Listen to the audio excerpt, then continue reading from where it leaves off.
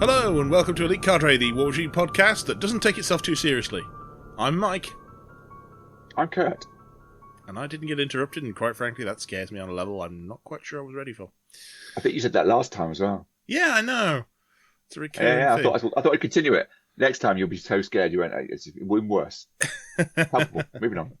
Yes. Wait, that's your line, sorry. It's stealing all the best lines, come on. Okay. Yes, so we're back this week with, coming up later, a Steam-forged interview, question and answer, discussion, chat. We'll go with chat, yes. There were some questions, but chat. Yes, obviously.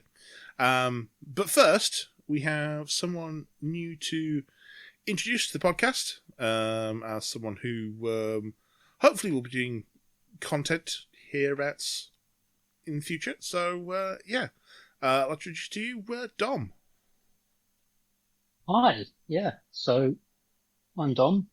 I've been a long-time listener, and I've known Kurt for far too long. It's getting on that way, definitely. Yeah, more than a couple of years. Yeah. I suppose as far as gamer cred, I've been playing War Machine since early to mid Mark II. I can't remember exactly when Mark II launched, but the era that could be called War Machine Classic. Yes. And started off with Kador, branched out into Spawn and very briefly Elves, before finding a deep love of Grimkin. Ugh. And the best faction. Sorry. Couldn't help that. No, you're not. You're still bitter. I am bitter. But then coming into Mark IV, it's been Wintercore and Orgoth, and Umbrae are very much on my radar. It fits that Grimkin itch. I will say, Umbrae are looking very, very tasty. Delicious. That whole idea of that kind of, it's still Kador, but it's a nightmare Kador that's just emerged from the woods to, do unspeakable things. That whole kind of Steal with children? No! Oh! Maybe. Just being weird. I mean, they make good snacks for some of the wolves and bears and stuff, but...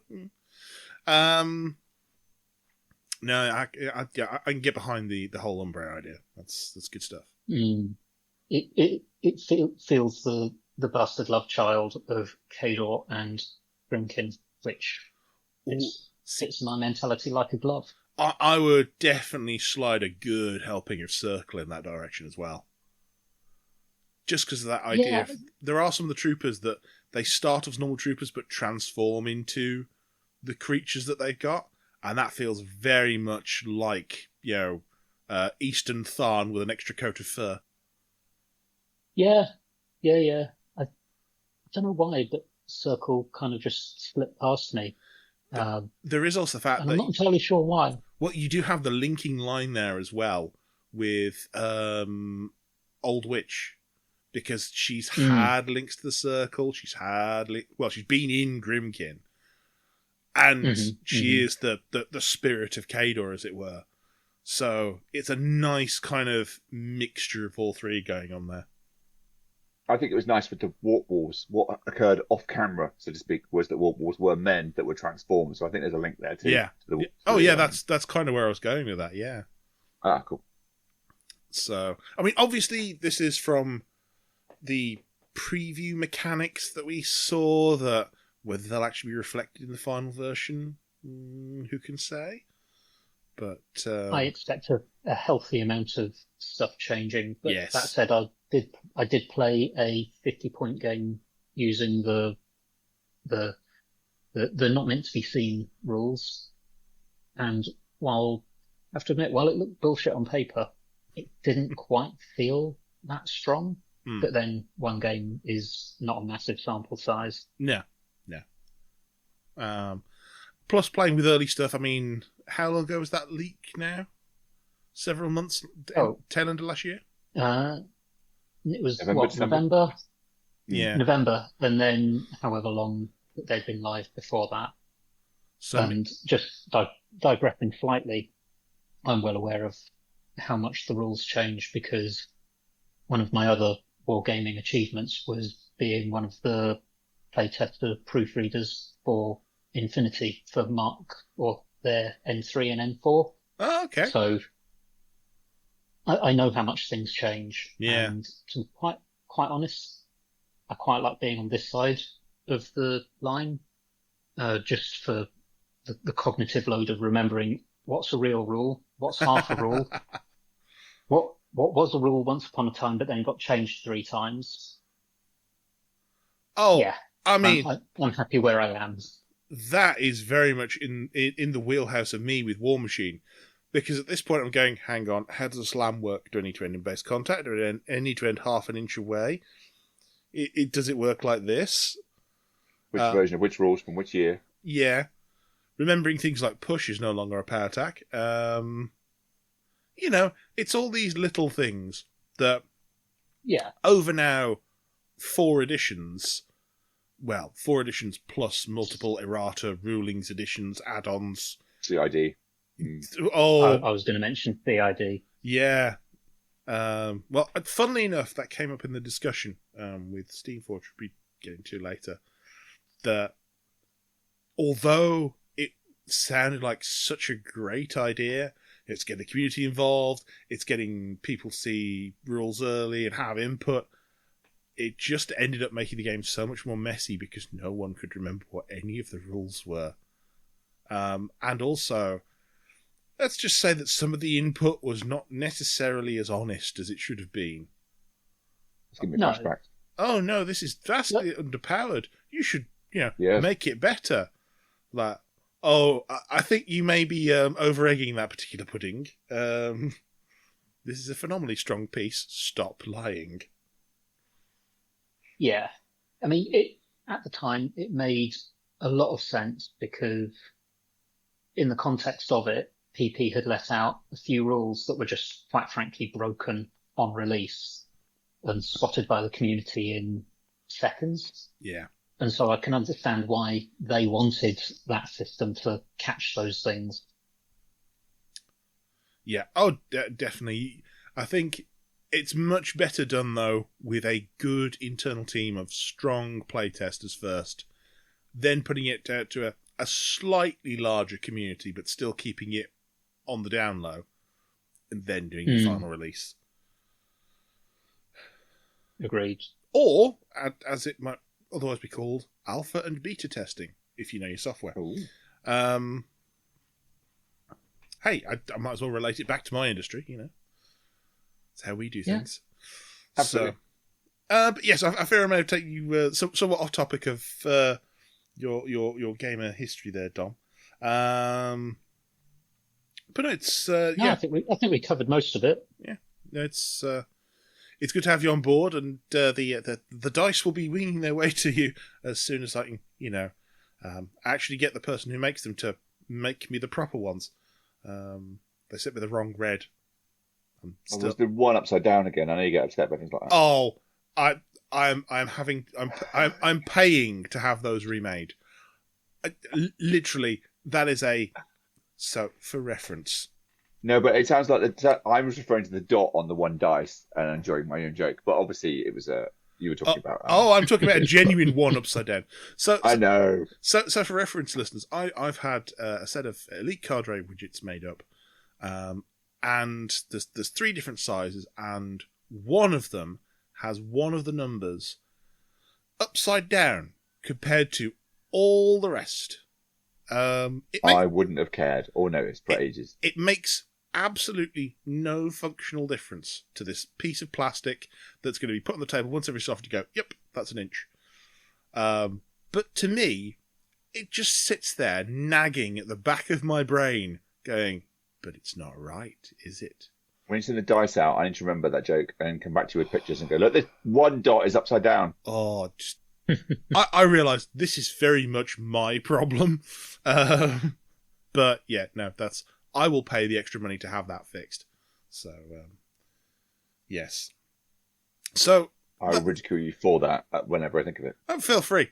Those of you who play me in events, after a certain point, you may find that you get a free Elite card rate widget. You should complain to him when he does that he won it upside down. But they won't know which way the right way is. I know they won't know. It's genius. I actually gave the full set of 3 to people at Daventry, where I went for a tournament the other day, and asked them, like, okay, I'm having one of these widgets remade. Which one and why? Actually, you sent me a picture and was like, which one's wrong? I'm like, oh, I don't know. Oh, that was one where the entire template was upside down. That was the whole thing was upside down, wasn't it? Yeah, I did spot. But no, I wouldn't have spotted the single number being upside down. But yes, the single number. There were about 5 people on it for a good 5 minutes, and I had to tell them what was wrong. So that's how invisible this is. But I know. Yeah, I'm with you on that. Once seen, it cannot be unseen. Yeah. It's like knowing that you've got a Lego model where there's one brick that you can't really see, but it's the wrong colour. And you know it's always there. It's going to live there, rent-free, in your brain, forever. If it was inside and I can't see it, I don't think I care about that either. So I will say, Lego are somewhat combating this with, I had the Darth Vader head for Christmas. Ooh, nice. And the inside of that is just this jolly old mix of yellow, red, green, blue. Like the brickheads. The brickheads are as well. The core of the brickhead is generic. Yeah. It's because they figured out that if you're just building with a load of black bricks, you're not going to be able to tell them apart. So if there's loads of different colours in there, you can always go, oh, I need the purple ones for this. Obviously, unless you're Batman. Yeah. Obviously, that's different. Yeah. Yeah. No, on the inside, it really is. Find the yellow brick rather than find the 2x3 that's got an angle on one end. Oh, I'm just going for the purple one. Yeah. Yeah. Well, I do have a Lego Millennium Falcon to build as well, so I'm looking forward to that. Anyway, side point. Just on that, I have the UCS Falcon mounted over my stairs. It's fucking awesome. I can bear when it's there. I forget until I go upstairs to the bathroom at Dom's house and go, oh my god. And the Razor Crest. Yes. Oh, okay. Razor Crest. No, not the Razor Crest. The Slave One. Okay. Yes. Yep. Sorry, yes. I think you mean Boba Fett's ship. Indeed. Yeah. Yes. Yeah. Boba Fett's starship. Yes. Yeah, that name's been hastily scratched over in the canon of Lucasfilm. Like, I don't think we should probably call that anymore. I think Robot Chicken might have had a hand in that. Well, anyway, Dom, before you came on, you said you wanted to potentially promote an event coming up soon. So I'll give you the stage for a second for that one as well. Yeah, of course. So, for my sins, I am also now running the Tiverton Tabletop Club, which is a loose coalition of different wargaming systems. And War Machine is my focus, having outgrown my kitchen. And we're getting a really healthy turnout every other week. And so the next step is events. We had a casual game day, was it last month?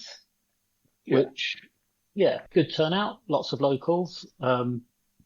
It's a tricky one to run an event when the local scene is very diversely spread on collection size and experience. So we had a casual gaming day to begin with, which went down well.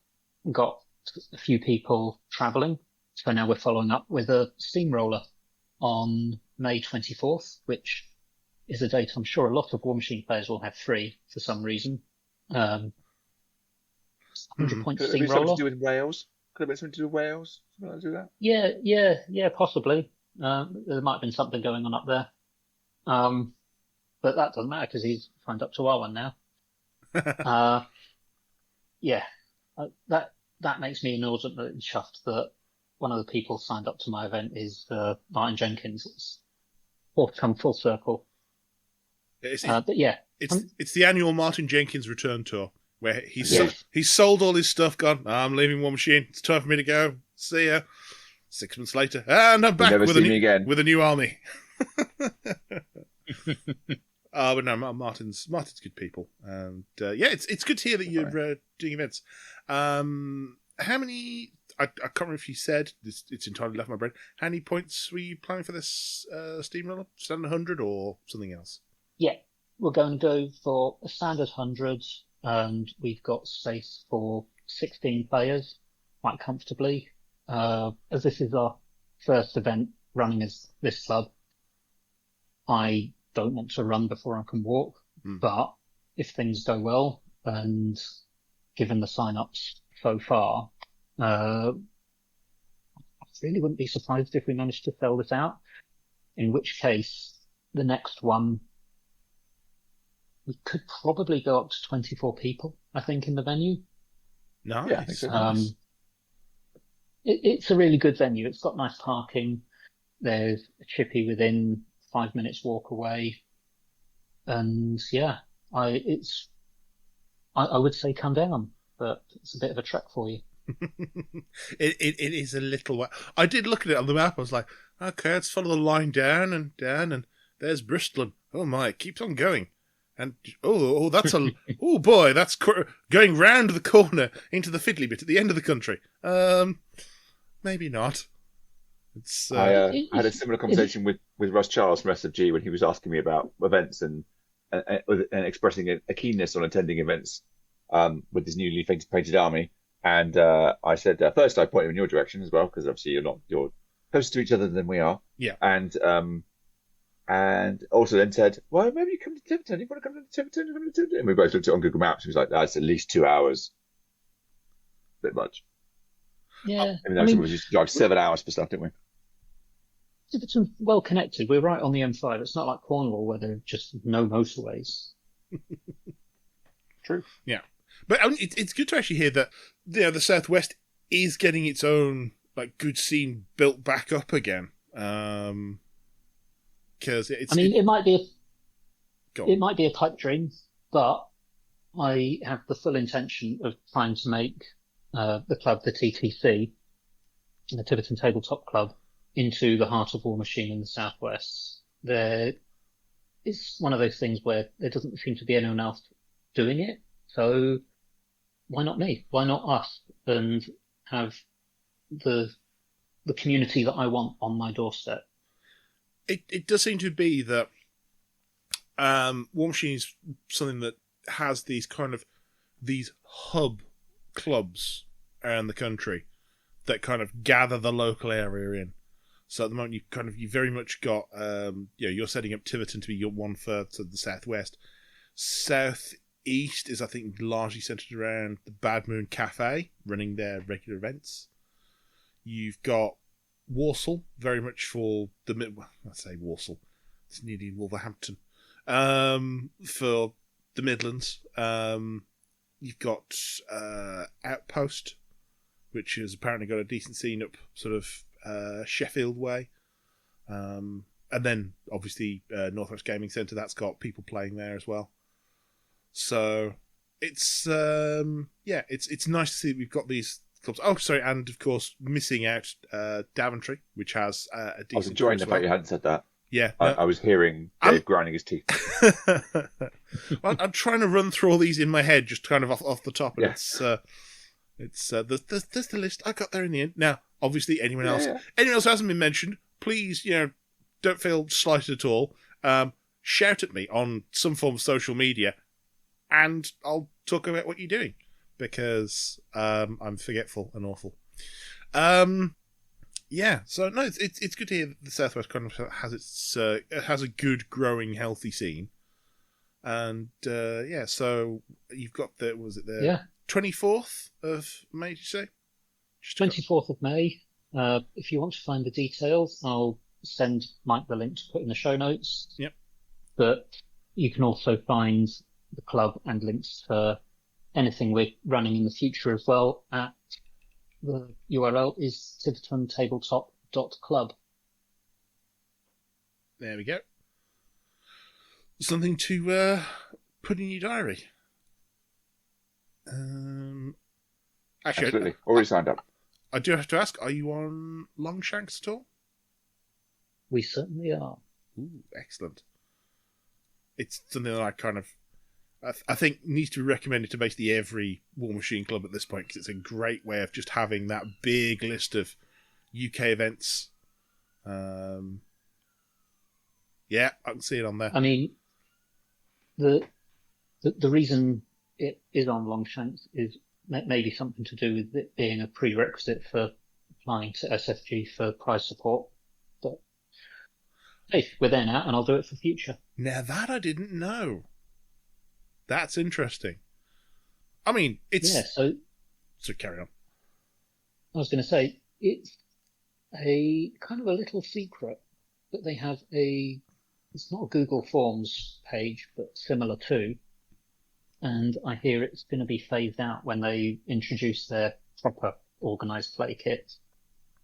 But you can put down your event details, one of which is a required Longshanks page to help filter from the people who are just trying to get stuff and proper events. But yeah, you can apply for a little bit of official support. Oh, good to know. Good to know. I mean, just looking on there as sort of brief guide at the moment, we do have... I was looking at the date format and my brain just wasn't processing something. It was like, that's in the middle of March. No, it's using ISO standard dates. So the month is the middle number and the day number is at the end. Yeah, that's not at all confusing. So we've got, coming up, we've got events at Chelmsford Bunker. We've got Walsall. Then, of course, your list on there is the Tivy Tussle. Yep. Then also this month we've got, well, coming up in the month of May, we've got Badminton Cafe's Mayhem at the Moon. So 4 events in a month. We are back to the old standard of basically having a steamroller every weekend. Wow, if you could just get in the car that much. Yeah. So, the issue now is planning an event that doesn't clash with something else. Yeah. Not clashing is certainly an aim that people like to have. I do know that, for instance, but the next Bovine Comedy event is running on the weekend of UK Games Expo, which I'm perfectly happy to go to because I'm not going to Expo because it's very busy and I can't handle it. But that's already got 6 sign-ups of the 16 players. Wow. So very good. I'm going to Expo, so I'm not going to that. I mean, you could go to Expo one day and drop into... Bring my children to that as well, yeah. That's good, yeah. They could bring an army each. I'm sure you've got enough spares. I may have some spares. One may be engaged, the other will be a surly, bored teenager huffing at everything. What, you're saying you don't have enough for a Hanson household steamroller? I definitely do. You know I do. Well, armies, but not willing participants, but definitely armies. Fair enough. I think you know I do. Okay. Well, now done that, I'll do my best to remember to put it in the show notes. And yeah, hopefully that goes off really well for you. Thank you. I'll come back with an after-action report once the dust is settled. Always good to hear. No battle reports. That's all. All I'm saying. The long-standing ban on battle reports is still there. Then I rolled a 6. It's the Golden Troll episode again. It's making me itch. I just hear Rimmer when I start doing that. Yes. I just hear Rimmer doing the game description. But one other thing that we need to discuss as well, and which is still, I believe, someone still in your wheelhouse, Dom, is the new digital subscription that Steamforged are offering. So for those, I was going to say, for those unaware, there is a website called myminifactory.com, and Privateer. Oh God, yeah, I know. Steamforged are offering a range of digital items that you can 3D print yourself, or potentially get your friends to 3D print for you, as a new subscription service as part of My Mini Factory's Tribes system, I believe it is. Yep. I have to admit, I don't really understand the Tribes thing because I've not participated in one of them before. But I think it literally is just something that you can, pay money to sign up to, and that company puts out X number of sculpts every month into your library on My Mini Factory. Fair enough. That's my understanding. But yeah, I was super excited for this because owning a 3D printer and having more things to print is great. Unfortunately, I've not printed as much as I would have hoped by now, just because just as the scheme launched, it clashed with someone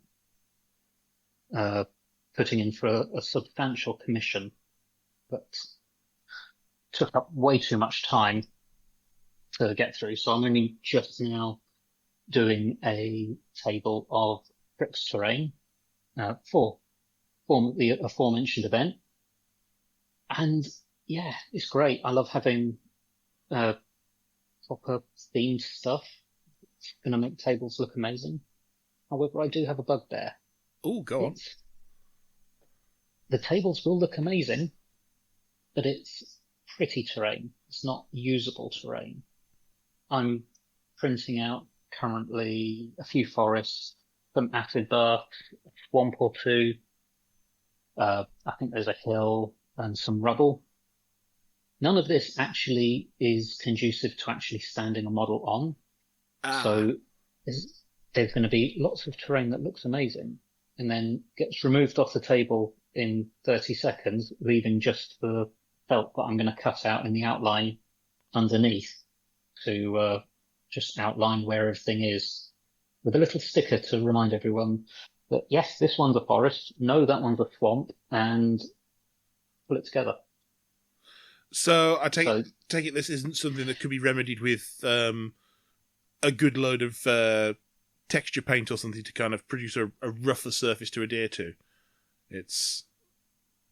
No, it is not flat by anyone's measure. I mean, hills have always had that problem anyway, but the forest looks amazing, but it's about as flat as a ploughed field, and there is nothing that's going to be accurately positioned on that. Oh, you've mentioned hills. I do have to bring this one up because I have seen a solution to hills at Walsall I hadn't seen before, and now that I've seen it, I went, that is simple and it is genius. So, what you have is you have your standard hill, and that is the size of the hill. If you have a model that overhangs, what you also have by the side of the table is effectively a tiny extra bit of hill. So that you just put that against the side of the hill, it provides enough extra that the base can overhang without tipping off, and then once the model's gone, you just take that extra bit of hill away. And this extra bit of hill doesn't have dots on the different six of its size, does it? That was exactly going to be my comment. I'm going to ignore you now, Kurt. But no, it's just as like an extra little bit to make that terrain actually usable, but have it be recognisable as a hill. I thought that is just a simplistic bit of genius. So, tips for anyone else who does want to do 3D hills. It has been interesting watching more and more 3D terrain come back into the game. Obviously, it has its issues with War Machine in that War Machine is a precise system, and obviously, as you've said, sometimes pretty terrain does interfere with a little bit with movement and placement. But like where you can do it, it is going to make the game look a bit better. And certainly for casual games where you're not as strict on measurement placement and all that sort of stuff, I think looking at that set of terrain, it does look very nice. Oh yeah, it's not put me off printing it at all. And once the Crypt stuff is done, they've got a whole bunch of Gravedigger stuff. So the club will have many, many themed tables that will look amazing. Yeah. And plenty of fabric outlines to fit underneath it. I think it's designed to be like the 2.5D terrain, then, isn't it? It's obviously designed to be terrain that sits on top of a placeholder, a neoprene mat or something like that, kind of like felt, as you described. But I'm looking at the pictures now. I can see what you mean about the hill. That is a bit sad, isn't it? That the hill hasn't got not squared off corners, but more sympathetic kind of angles, perhaps, to support models. Yeah, but I mean, to be honest, that's just the terrain, and that's the functional terrain that we've been talking about. The other things that it comes with are like full-on obstructions, buildings, and other things that are never meant to be stood on, that will just add a huge amount of character to the table and just make it that much more eye-catching. But actually, one of the things that I'm most impressed with the digital sub is not the terrain. It's the fact that they're going to give away alternate sculpts for the Warcasters in the current release chain. So at the moment, for this month, next month, and the one after is all going to be Gravediggers, or rather, by the time this comes out, it's last month, this month, next month. All the Gravediggers Warcasters will be having an alternate sculpt that you can print at home. There's in the bundle, there is a Crix. You've already mentioned it, the Crix defensive and objectives. Yeah. These, and actually, sorry, the other thing that they're adding is, like, if you're to take a video game analogy, in Overwatch, you've got different skins for things. They're doing themed arms and heads to the Warjacks. The Ghost Dogs, amazing. Yeah, the Ghost Dogs version of the new Signar Jacks are very interesting. I think you've also got the Malefactor is getting an extra set of arms as well. Well, actually, that's in this month's. So, very interesting. These are all the things that make the sub worthwhile for me, especially coming back again, running a club and doing an event. This is just prize support waiting to happen. That I can just print off and, oh, look, here you go. You might not play Gravediggers, but you won the painting prize, so have a set of Warcasters that look slightly different. Well, I mean, I've already seen this going to Daventry, where you paid your entrance fee for the event and just got a set of Crix objective markers. It was like, there you go. There's your thing for joining. Which, if somewhere has access to a 3D printer, they can, and the subscription, they can churn out this stuff for price support for next to nothing. But for everyone who's coming along, it's going to be effectively worth something. So it's just a nice way of adding to pretty much any tournament's value proposition. I feel dirty for saying it. Well, it takes a bit of the cognitive load off. For the casual gaming day, I'd brainstormed and designed some club-themed measuring widgets. They're great. Everyone who came to the day really appreciated them and enjoyed them. But if I'm looking at a return audience, I can't really use them again and again. And then I have to go back to the drawing board and think about what to do next. This just takes that pain away. Yeah. I think as well, one of the big selling points of this month's set of prints is the fact that you're getting, well, that entire... Oh, I forgot the name of the sub-faction. What, the Cephalix? You're getting that entire Cephalix, like... Cadre. Yeah, cadre. Just as a... Like, here you go. Oh, okay. But then also you said before about customize the Malefactor to fit with the Cephalix, but you've also got custom... I didn't realise until I was looking at it now while we're talking. the Raptor has conversion parts as well, so Yeah. you can make all your jacks look more like Cephalix, which is like, I'm not into cricks. I've said that before. I'm quite vocal about my anti-cricks. This makes cricks a bit more because I do quite like Cephalix. It's a bit weird contradiction. Something weird about Cephalix that appeals a little bit, but yeah, I love it. It's very, very different. We've not quite seen anything quite like this before. Well, they have in fact added the whole original monstrosities, aren't they? The whole monstrosity set to the offering for this month. I was like, there you go. This month now. We are in May. It's this month that they're adding the original Cephalix monstrosity. And here's the other interesting things that they're actually gone back and said, oh yeah, this cadre can actually be used with Dark Operations as well. We'll be updating them with Mark IV rules. Now, I think that's going to be the first of a possible rolling theme with those factions. They've got good 3D digital sculpts for.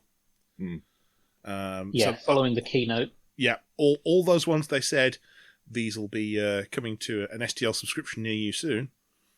I have a feeling because people will be able to get their hands on them, they might move back into a very much more supported place than they are right now. Because your definition of supported is liable to change, but yes. Oh yeah, no. I think, as with everything in this game, I think everything is liable to change as and when Steamforged find it's either working or not working. I think they seem to be quite receptive to the mood at the moment, and there does seem to be very much of a gearing up and a kick in the arse of War Machine, given that it seems to have, as we discussed with them, somewhat got its feet under itself in the last 12 or so months.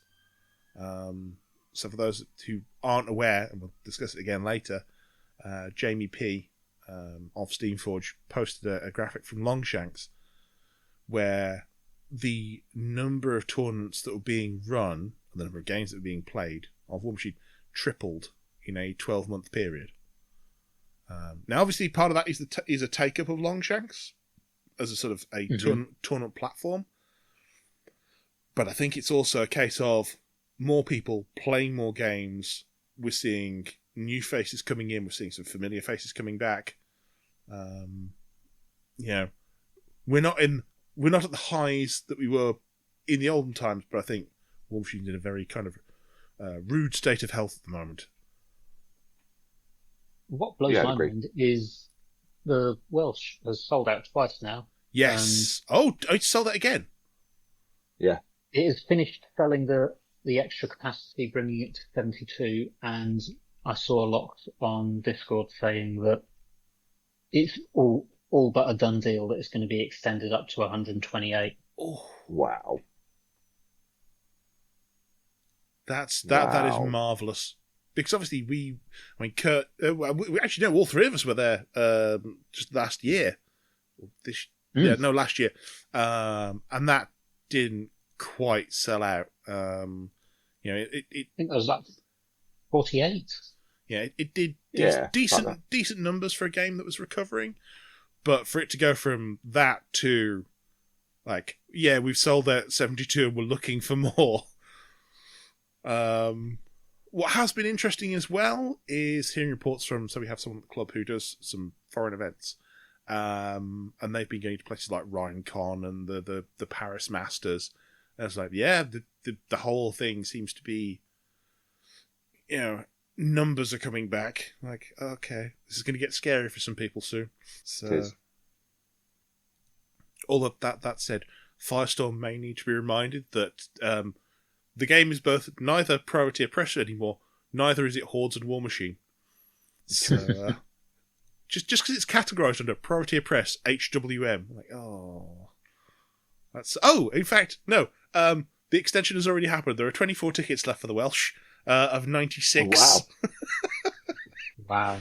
Yeah, the best part was that in the interview that's coming, the talk with Matt Hart and Russ Charles is coming up.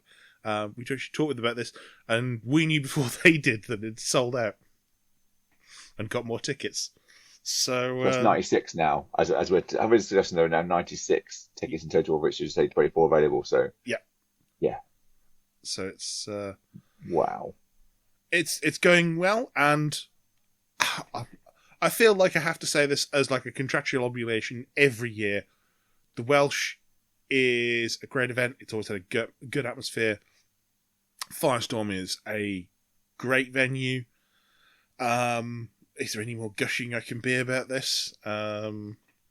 It's always been good. It's had a few relocations. They've all been amazing. We've had some amazing Welsh Masters and other tournaments there. I'm a huge fan of Firestorm. Yeah. I mean, the original Welsh Open in the back of Firestorm, where it was like separate rooms, there was camo net hanging from the ceiling, there was that one row where if you went too far back on the chair you fell into the trench. Anyone who didn't fall into that trench at some point, you're missing an experience. What are you doing? That was a great old venue. Then they moved on to the same road, but in a much better building with like a built-in bar and so many tables. And now they've taken over this sort of great glass former car dealership thing with multiple floors. And I'm just going to say now, something of an upgrade on catering. Yes. I don't feel like I'm just going to become drenched in grease the second I go near it anymore. Yeah. It's a good place, and always been a fun event.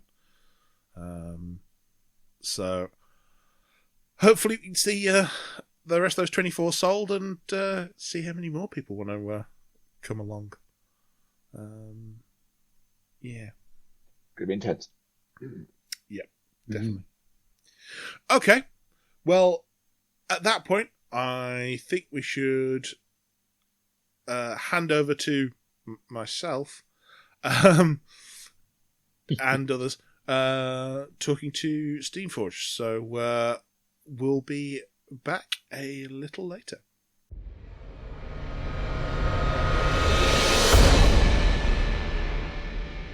Right, welcome back, and hopefully now we should have joining the podcast two very special guests. One of them a regular friend of the show, and one, I believe, a first time on here. So first up we have Matt Hart from Steamforged. Well, hello. Thank you very much. Lovely being here. Yes, it's lovely to always get new people on from. Well, you're not new to Steamforged, but you're new to the podcast. Anyway, and we also have Russ Charles. Hello. So we've got you both on because we've got kind of a list of questions. Doubtless there will be more, and we're going to have a good chat around them, I suspect. So first from the ones that we sent you, we have sort of internally roughly how far ahead on the War Machine sort of miniature roadmap are you? And how hard is it to keep perspective of like what's going on in the game currently when you're kind of working presumably years ahead at this point? Yeah, so the timelines that we work to are varied depending on what the final material is going to be. So for the things that are going to be made available in resin, we've got a bit of a shorter lead time, but quite obviously the stuff that goes into the hips, with the additional moulding and the R&D, considerably longer. Now, one of the things that we do want to do is start to transition those boxes that we think are going to be really the core of anyone's army. I use the word core with a small c, not necessarily referring to just that box, but those box sets that you see in retail, those are the ones that are going to sell in the greatest volumes. Therefore, those are the ones that make the most sense for us to get into hips, because hips can not only mean that we can make them really cost effective, but we can also make sure that we're able to supply in the volumes that we're going to need to supply, because the resin has a much longer production time and a much longer lead time. So given all of that and the fact that we want to make that transition, we're probably working sort of 24 months ahead in relative detail. And then beyond that, I've got a high level plan out for about 5 years. Oh, okay. I was just going to say, in terms of like actually sculpting the models, we are working. So, I mean, I'm working on models at the moment that are going to be sort of like Q3, Q4 this year, in resin. But the plastic models that we're working on, we're anywhere up to 12 to 14 months ahead, because that is realistically, that's how long the process takes to turn around the process of the engineering and the moulding and so forth. It's just an entirely different world working in hips. You know, like the fruits of the labours are really beneficial. I'm very, very happy with everything that's happening, but you have to learn a certain degree of Zen-like patience when you do something in plastic as opposed to any other material. Yeah, I can imagine. I mean, I've only had the pleasure of looking at one of the two-player starters, the Signar and Kador one, and that came out phenomenally. Just kind of like very nicely done from a point of view of like there were details on there I didn't expect from. How can I put it? There were edge details where I thought I'm not sure how you'd get that on a sprue. I felt the same with the Shadow and Scum as well. The Shadow and Scum are amazing. They're such lovely models. I was on to chat with Russ, gushing about them as soon as I opened them and was looking at them. They're fantastic. I was just going to say, I think Matt would agree. We've been really fortunate with our the relationship that we've managed to get together with our production partners, the engineers that are working with us on the sprues and looking at our designs, really sort of understand like what our objectives are and what our priorities are, and yeah, they've been able to introduce some really innovative sort of molding tricks.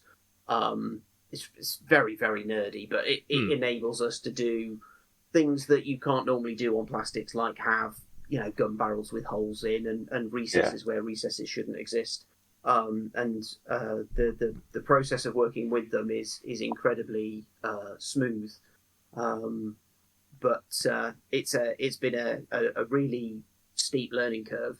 But I recall saying to you when you saw the Signar and Kador set, I remember saying that it was our first set, so like wait till you see the next one, it'll be even better. Yeah. And I genuinely think that you can look at Shadows and Scum and compare it to the first set, and the first set is fantastic. But I think you can see the benefit of experience even from one set to the second one as we've sort of developed the process. Yeah, I agree. Although, having said that, Pythia is an interesting model to assemble without the instructions. Looks absolutely lovely looking at it now. It's absolutely lovely. But the assembly of the little cloaky bits, oh my God. Without instructions. Yeah, my pro tip there would be to use the instructions. I had them before the instructions were released, Russ, but thank you so much. At your displeasure, at your pleasure, obviously. I'm very grateful for that. But yeah, there were no instructions at that point. I will say, having assembled the Kador part, the two-player starter, assembling that with instructions, there was one part omitted in there that did cause a mite of confusion for a second. I was like, I picked up a Warcaster bit left. Oh, I still muffed that bit up. Yeah. You're talking about the cloak bit. Yeah, I still got to that bit, even with your advance warning, and went, where does this go? and now there's an additional ammo pack and grenade where that excellent covering that hole.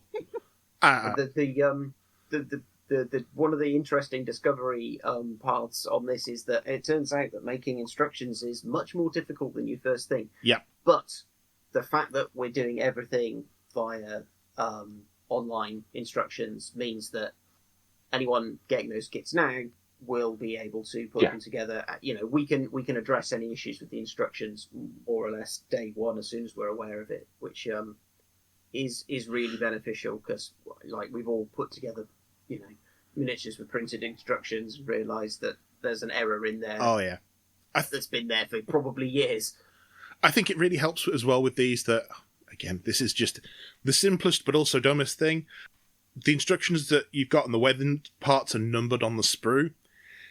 It's basically sequential. So if it skips a number, you can look and go, why has it skipped that number and where should that part go? That was one of the things that I particularly hate about GW kits is where the numbers are all over the place, all over the sprue, and just constantly looking around, aren't you? Yeah. I was going to say, when Matt and I were deep diving, like, the quality of life sort of objectives for what we wanted from our plastic kits, models, wherever possible, all being on one sprue, so they're not spread about, the numbering being sequential, and the models being identified by a letter code. These were all things that we directly put in place to deal with frustrations we both had putting models together. Yeah, it's over the years. It feels like such a small quality of life improvement, but it really does help. Well, I mean, you said something the other day, Matt. I can't remember what the context were. We were talking about something else, and you were saying a lot of the stuff. Like, none of this is rocket science, but like, it's just having the opportunity to do it the way that you've always wanted it done as a player and a builder, and being able to sort of, you know, implement the things that you think, well, this is what we've always wanted, so let's do it. Yeah, I think so. I think you put it quite succinctly there, really. It's actually, I've lost my train of thought there. That instantly disappeared. My wife just walked past my window with a bucket. It just really caught my senior moment in real time. Then. Oh dear. Well done. Who was I? Help me out, chaps. Well, I was going to say, I can kind of potentially push you forwards into a kind of a slightly different tack on this, within the same realm. Don't worry. Where I did read an interview with you yesterday saying that you kind of, as part of your taking on the miniatures for War Machine, was returning to a more like classic Iron Kingdoms look. I just wondered if you could kind of expand on what you meant and where you were going with that. Yeah, no, absolutely. Buckle up, guys. Oh yeah, I know. It's a wild ride. I'll take it. So one of the things that I think there's so many layers to answer this. So one of the things is to bear in mind that we have, in addition to War Machine, there's Warcaster.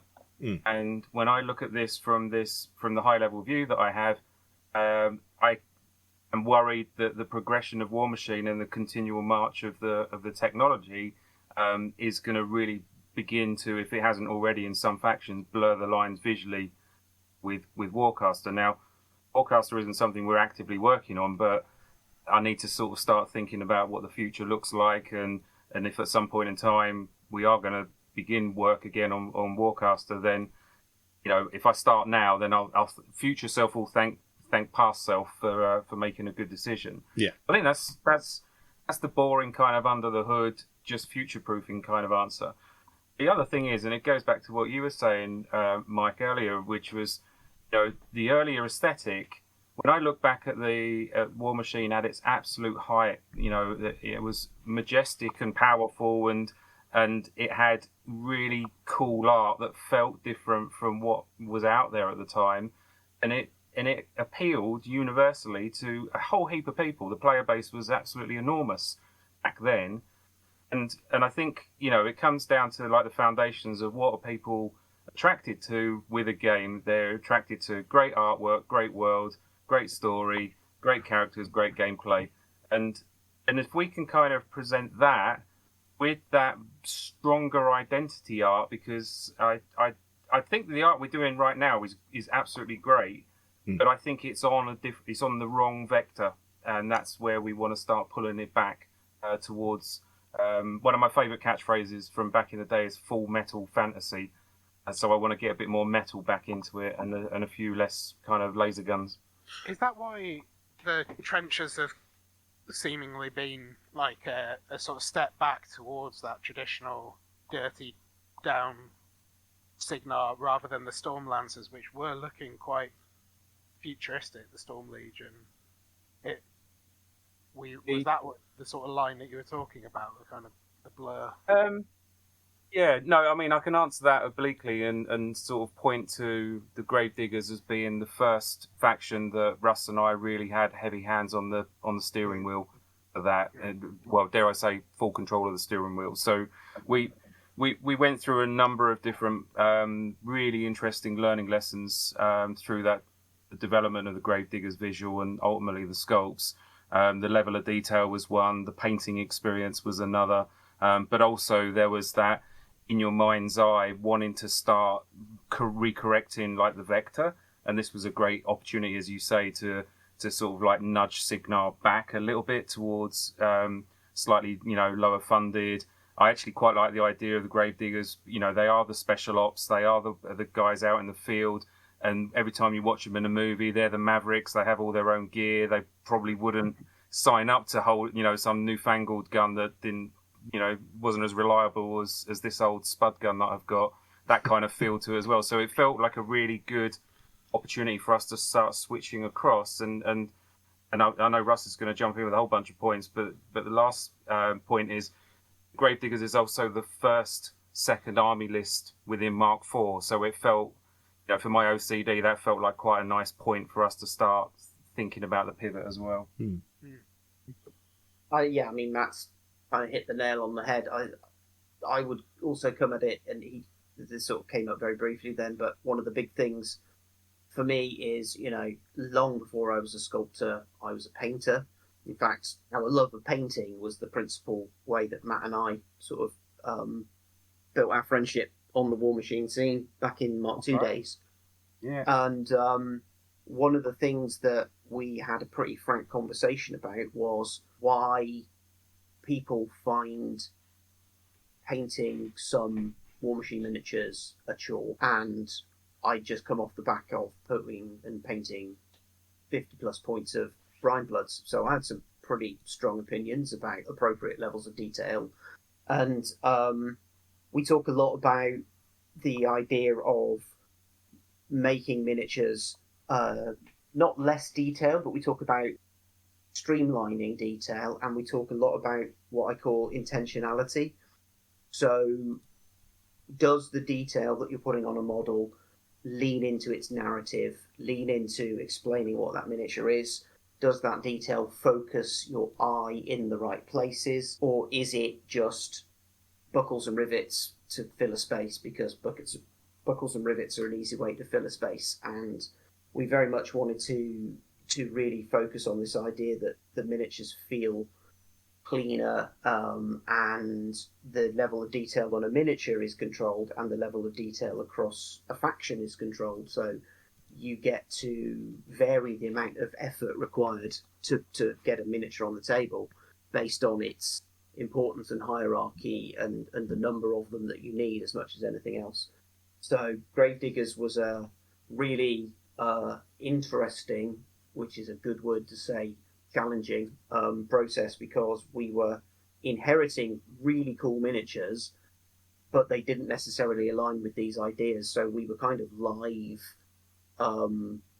like modifying them whilst also sort of getting to grips with the production process and all the rest of it. So there was a high level of effort required, but we're really happy with the results. But I think that where we really get to put a stamp on it is sort of Umbri onwards, because that's been entirely within our gift to brief sculptors and talk about what we want and you know, sort of interpret concept art in our sculpting briefs to make sure that we're aligning the expectations of the sculptors with what we want to see from the miniatures. Well, you've definitely kind of strayed across into a question that Ben just politely nudged me about, in that we were going to move on to, which was basically the recent debate about sculpts sort of being too intimidating to paint. I know there's a lot of plastics that I've picked up recently where I've just gone, I'm not even gluing these. I'm not putting these grenades on, these pouches, these extra knives. There's too much there. You know, and people seeing it as like they don't even want to pick up a paintbrush because there is just a chore in hand. was just going to say, I'll step in quite happily there because I'm absolutely one of those people who, my Space Marine sprues are littered with the carcasses of pistols and pouches. And I mean, I wasn't going to mention them directly, but, And, yeah, I mean, and certainly my painting style has evolved into, I really only want to paint the details that I want to paint, and the rest I kind of just leave alone, just so I can really focus the eye on where I want the attention to be on the model. But I think there's a hypothetical world that Russ and I discussed that neither of us particularly want to live in, but it was quite fun as a thought experiment, which was, is there a world in which sculptors don't get paid until they've painted one of their own minis and they've highlighted every single bit of detail at least 3 times? And then I thought I stepped back from that particularly dark abyss because that didn't feel particularly kind, but it was an interesting thought experiment for us to kind of say, well, hold on, should we be happy with this model until we've painted it and we understand how it feels to paint? Is it, if we're looking to promote the hobby aspect as an equally valuable and valid part of the War Machine hobby, as competitive and casual play, then we need to double down on this, don't we? So is that, if you thinking about the previous sculpts before 12 months ago, is that detail level, was that increased from a board game perspective? Because obviously a lot of board game miniatures, some are painted, but some are not. Some are never painted, and some are very lightly painted.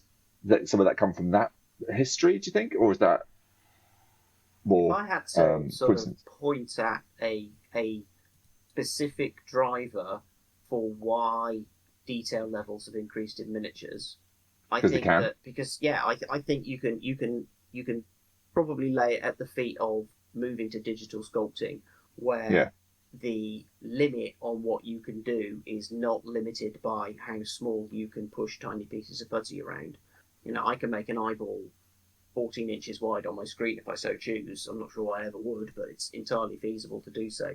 And something that, this is something that I think any digital miniature sculptor goes through, and certainly Matt and I cut our teeth in early days of Steamforged, of like finding where the limit is. It's very easy to sculpt digitally an unproducible miniature, or a miniature that is a miserable painting experience, or is not going to survive like contact with a gaming table and clumsy hands.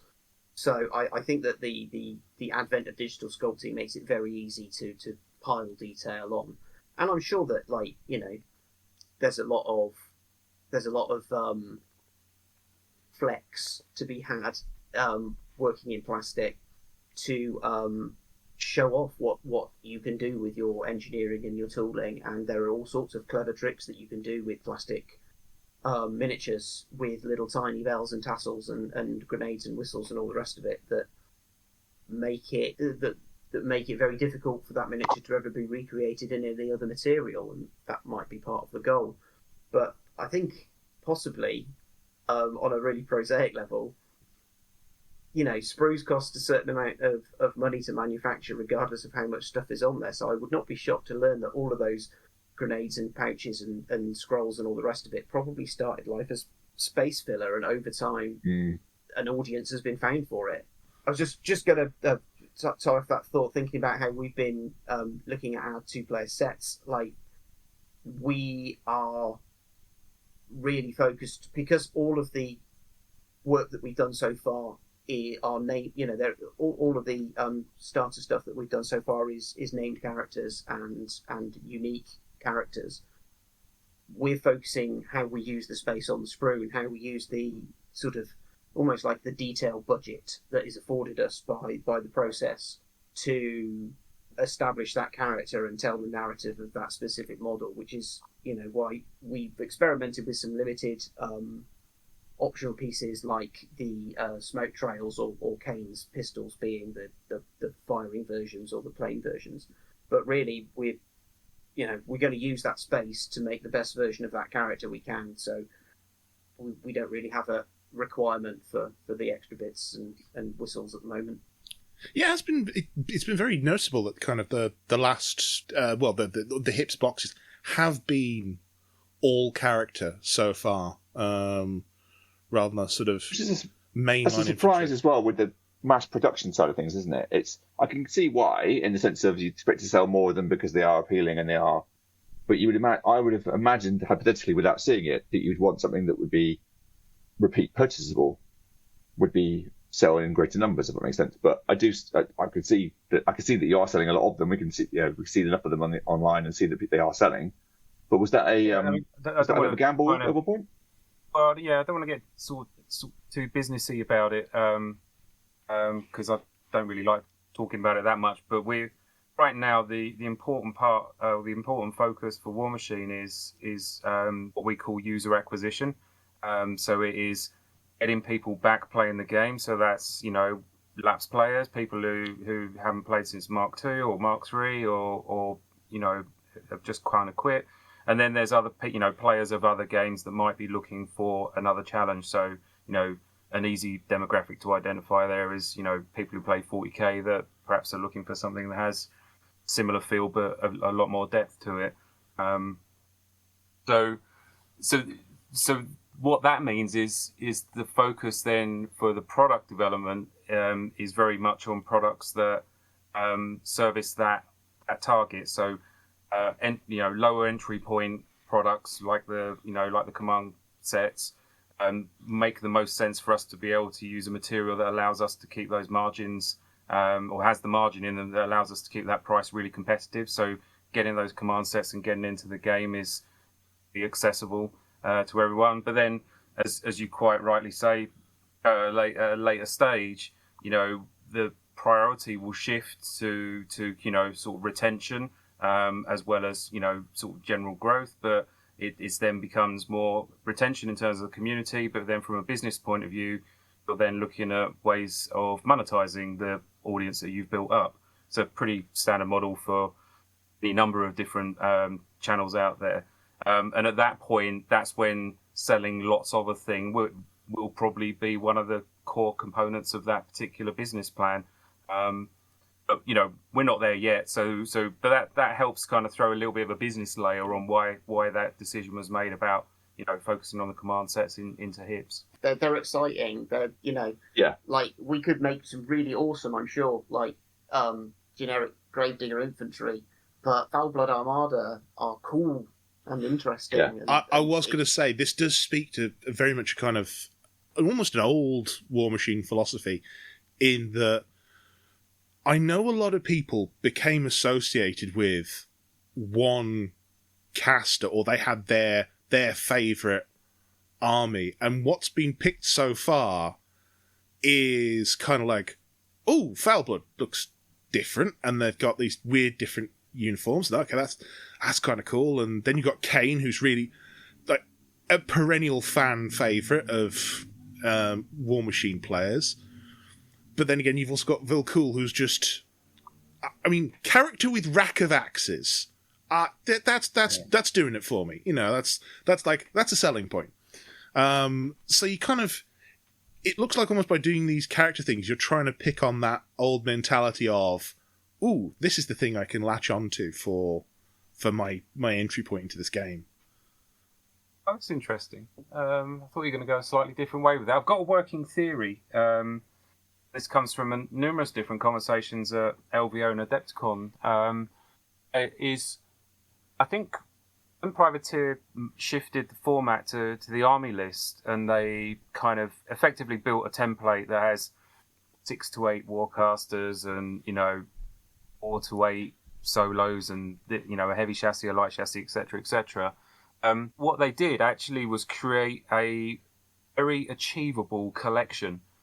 And what I'm seeing is lots of people who sort of saying, yeah, I'm FA complete on this faction. And I myself find myself saying that I'm FA complete on Bricks and on Dust at the moment. So, and it's almost like a point of pride. Whereas back in the day, I think that was such an insurmountable. That was like painting an entire chapter of Space Marines, wasn't it? Now there are some mad lads out there who have done that, and I dare say that in War Machine land there are some people who are FA complete on an old school style faction. But I think that kind of I can complete my Panini football sticker kind of feeling is there. It's within touching distance, so a lot more people do it. But the fringe benefit of that is instead of becoming a bit of a one trick, Warcaster, and you just play that one over and over and over because and I suffer from this playing League of Legends. Is I've got so good on certain champions, I don't really want to try any of the new ones because I'm going to have to go back to not playing as well as I can play on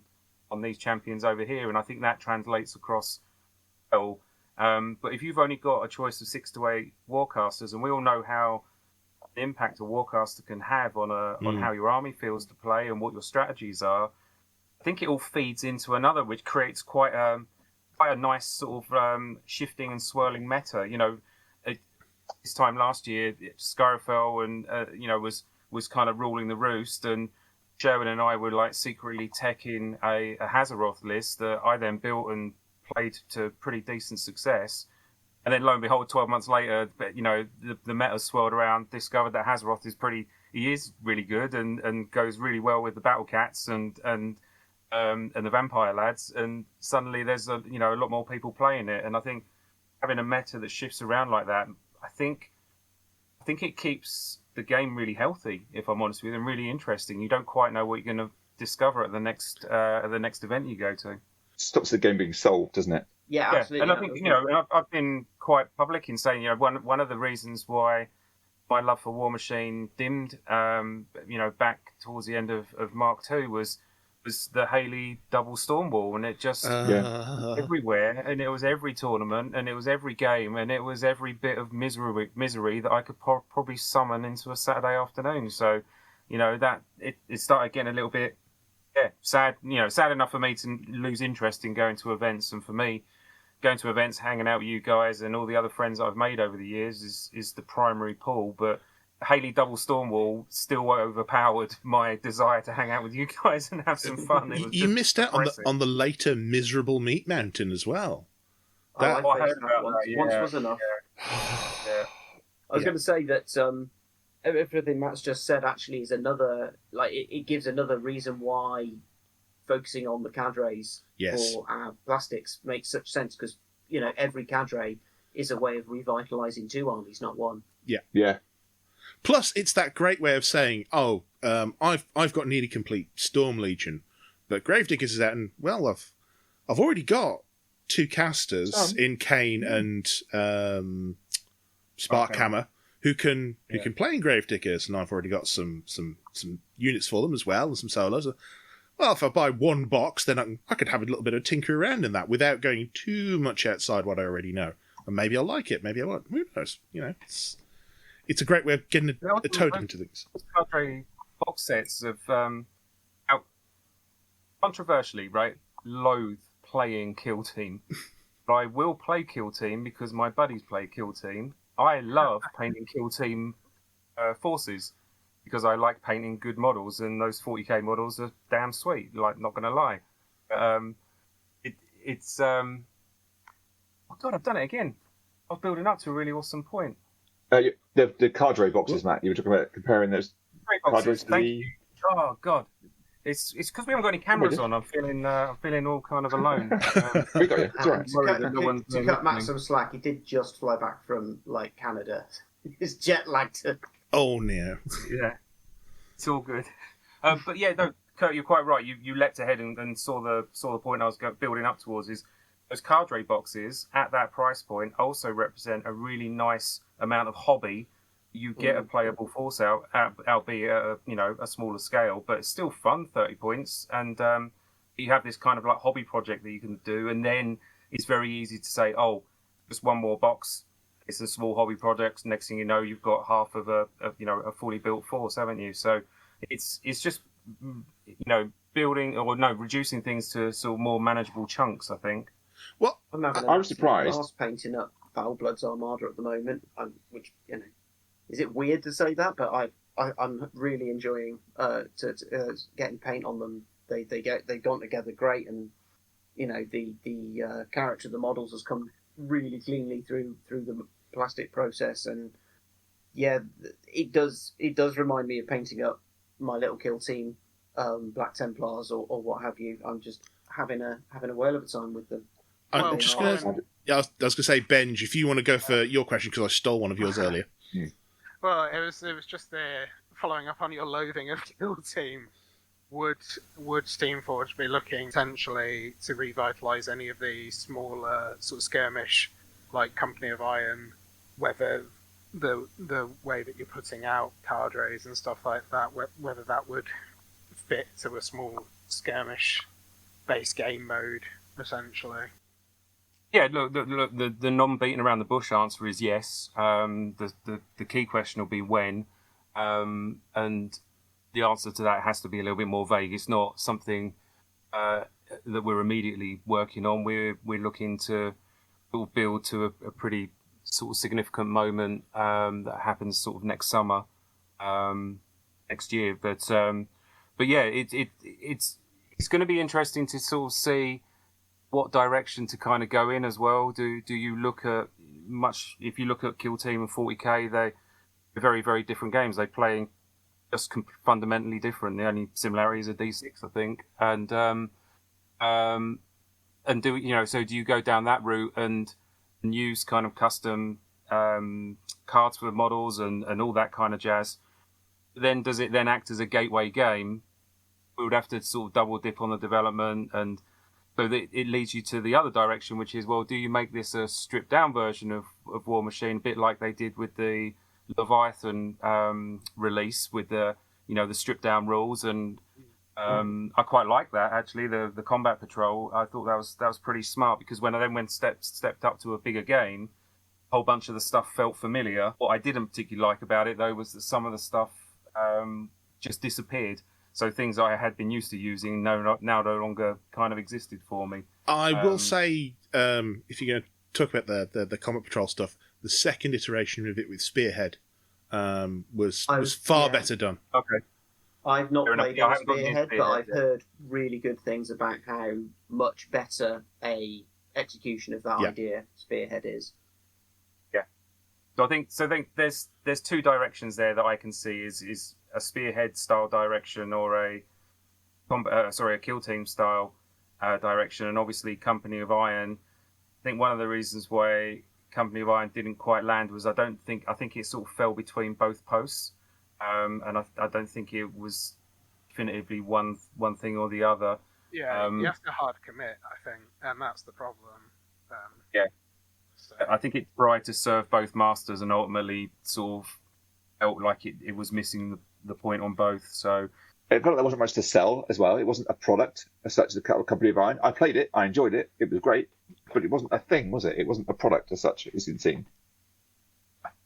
No, it was. I think for it to work, then there would have needed to be more sets coming out. Going down the Underworld's route or the Kill Team route or the Combat Patrol, etc., etc. So yeah, I think the premise is kind of interesting, where you sort of strip out the more powerful pieces, but then there's a part of me that's looking at the overall strategy of what's going to make War Machine really appealing, and I think it is, for me, is the amazing table presence that you get when you put Colossals and Super Heavies and Warjacks out on the table with some 3D terrain, and ideally people have managed to get some colour onto the minis. I think that's what makes the game look amazing, and I think for me, Company of Iron, because of its sort of niche, it just shuffles down the priority list for me.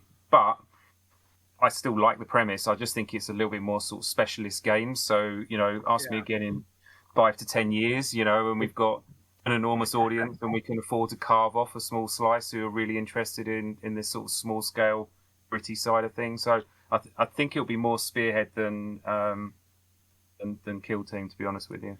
See, I always thought you could do something really good with just pretty much the standard War Machine rules, but take the idea of, at the moment we have like a couple of pieces of scatter terrain per table, but really, make that table smaller, put the scatter terrain level way up, and you can have that sort of much smaller, closer knife fight in a telephone box version of War Machine with some good, clear custom scenarios for that level. I think that could be a lot of fun. I watched. There's a terrain builder guy who's lives in New Zealand, and he did a video this week. There was just an insane amount of hills that he put together. But then he showed how you could build these, and they were like practically like ravines. They were like enormous kind of stepped hills, and the entire board was covered in them. And I was like, and he had some sort of Star Wars Legion models on there, or some Shatterpoint models or whatever. But I was looking at going, I wonder how War Machine would play on a table like that. It'd be insane. I'm thinking Ridge Raiders. Yeah. Oh god. I have the fears in me. But yeah, no, I mean, like anything that a good custom board will do a lot of stuff for like getting you thinking about like playing the game slightly differently. So like, yeah, that does sound interesting. Just out of interest, is this the same guy who went to one of the Lord of the Rings locations and built Lord of the Rings scenery? Yes, it is. Yeah. Yeah. Okay. I can't remember his name off the top of my head, but yeah, no, he built some awesome terrain. He does really well, and I just like his content because it's just the right length. I don't get bored, and I remain interested all the way through. It's lovely. Yeah. No, it's good. I realize at this point we've denied Kurt access to any kind of question at this point, I think. So, well, I've kind of jumped in with other things too, but I can see the next natural flow. We've already covered some of the things we've asked, but I do have a sculpting question. If you could, this is probably much more a Russ question.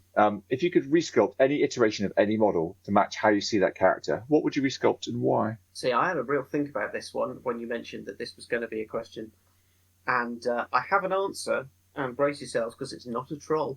Oh my god! Wait, what? Right, rage quit. I know, right? It's actually from. No, what Russ is actually saying is because all the trolls are perfect. Except nice. Well, I don't disagree. Like, putting aside 80mm super heavy mold, which obviously would be a thing, my serious answer would be Terminus to be able to put him into plastic because. Oh, dude, are you serious? That's literally my answer. I'm so sorry. We did not. No. I think that's really cool. We're on the same wavelength. Yeah, absolutely. I just think that the concept behind that model was so ambitious, and it was not well served by the limitations of the material. And when I look at what you can do in plastic, you look at models like, I'm going to use Games Workshop examples, but like Be'lakor or Marathi, or what's that new one that came out, the Emperor's Children model, huge wings. Oh yeah, the Primarch. Like, oh god, I should know his name. That's the fella. So should I.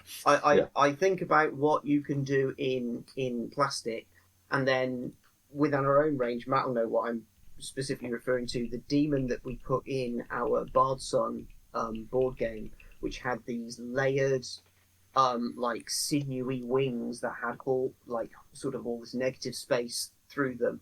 I just think the Terminus that we could create with the material technology now would be phenomenal. But also 1890 mold. I am glad you brought that up, Russ. That means that I have an ally and we can start up the priority list. Feel an urgent need. Go and fight the bean counters on that one. Yeah, exactly. So Terminus 2, you heard it here first. I mean, that comment will never age, because when Terminus 2 does come out at some point in time in the far future, you can go see. Nailed it. Yeah. No, I'm just looking at the old Terminus model and thinking, was that metal? Yeah. Metal. I had 8 pins in mine, and 2 of them were 3mm diameter brass rods. Jesus. Yeah. I can believe it. Huge metal wings.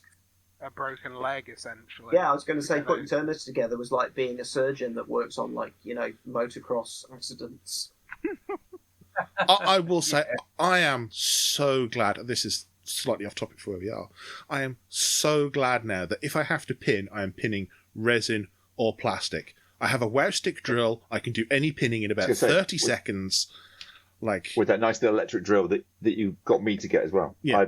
This is the master technology. Awesome, yeah. Wow sticks are amazing, and again, it's something that it's until you get one, you can't really sort of explain how. Mike raved about it, and I was a bit like, yeah, whatever. And I got one. Yeah, But I think phenomenal. didn't I send you a video of it, Kurt, or something? I think you did, and I put it on my wish list, and I can't remember who bought it for me for Christmas. I got it for Christmas. I was like, oh my god, right, it's fantastic. You just feel the need to pin more things.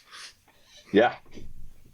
One thing I would say though is just a reminder to everyone that resin is absolutely not anything you want to inhale. So if you are going to be pinning your resin models, make sure you put a mask on while you're doing the work. Yep, I do have a dust mask by my desk precisely for that purpose. Yeah. So that and any airbrushed paints, because I know someone who airbrushes without a mask. And they I know there's a lot of coughing that comes from that corner of the room. That's all I'm saying. So I also know, and this is again another side point, but I do have to stress this: if you are going to wear a mask, please look into its properties beforehand. I do know someone who wanted to do a lot of spray painting, bought a 3M respirator with filters and everything. It's not exactly a cheap purchase, but like 30-40 quid once you got all the filters and everything. And they kept getting headaches, and I then went to them and I don't understand why you're still getting headaches. Do you want to have a look at your mask? Like, yeah. Looked at the filters on the front. They bought one that didn't actually filter the propellant from the spray cans they were using. That's right. So they were still breathing that straight in. So please look at the masks you're buying so they're fit for the purpose you're using them for. So that's just my little PSA. Yep. It's a good one. Couldn't agree more. So hobby is fun. It's great, and it should stay fun. Therefore, keep yourself safe. So, right now I've buzzkilled the entire podcast. You have. Well done. You've got the next question. Do I have the next question? I mean, it's going wildly off from where we were. So Jamie P has recently put up a comparison of events numbers, like from sort of April 23-24 compared to 24-25 at the same kind of span. And it looks like on Longshanks, again, awesome website for finding tournament information, and managing tournaments as well. It looks like there's been like almost a threefold growth in the number of games, the number of events for War Machine.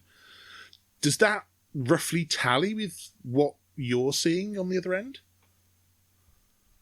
By and large, yeah. It's obviously an inexact science when you're doing sort of sentiment analysis and trying to cross-ref that with actual data. I think it's no secret that the data that you guys have access to, we have access to as well. We've got the relevant level of permissions in our Longshanks accounts to interrogate the data, and it's actually really useful to sort of see trends of things like warcaster frequency and win rates and all that kind of stuff. So certainly seeing the same spike in kind of games being played.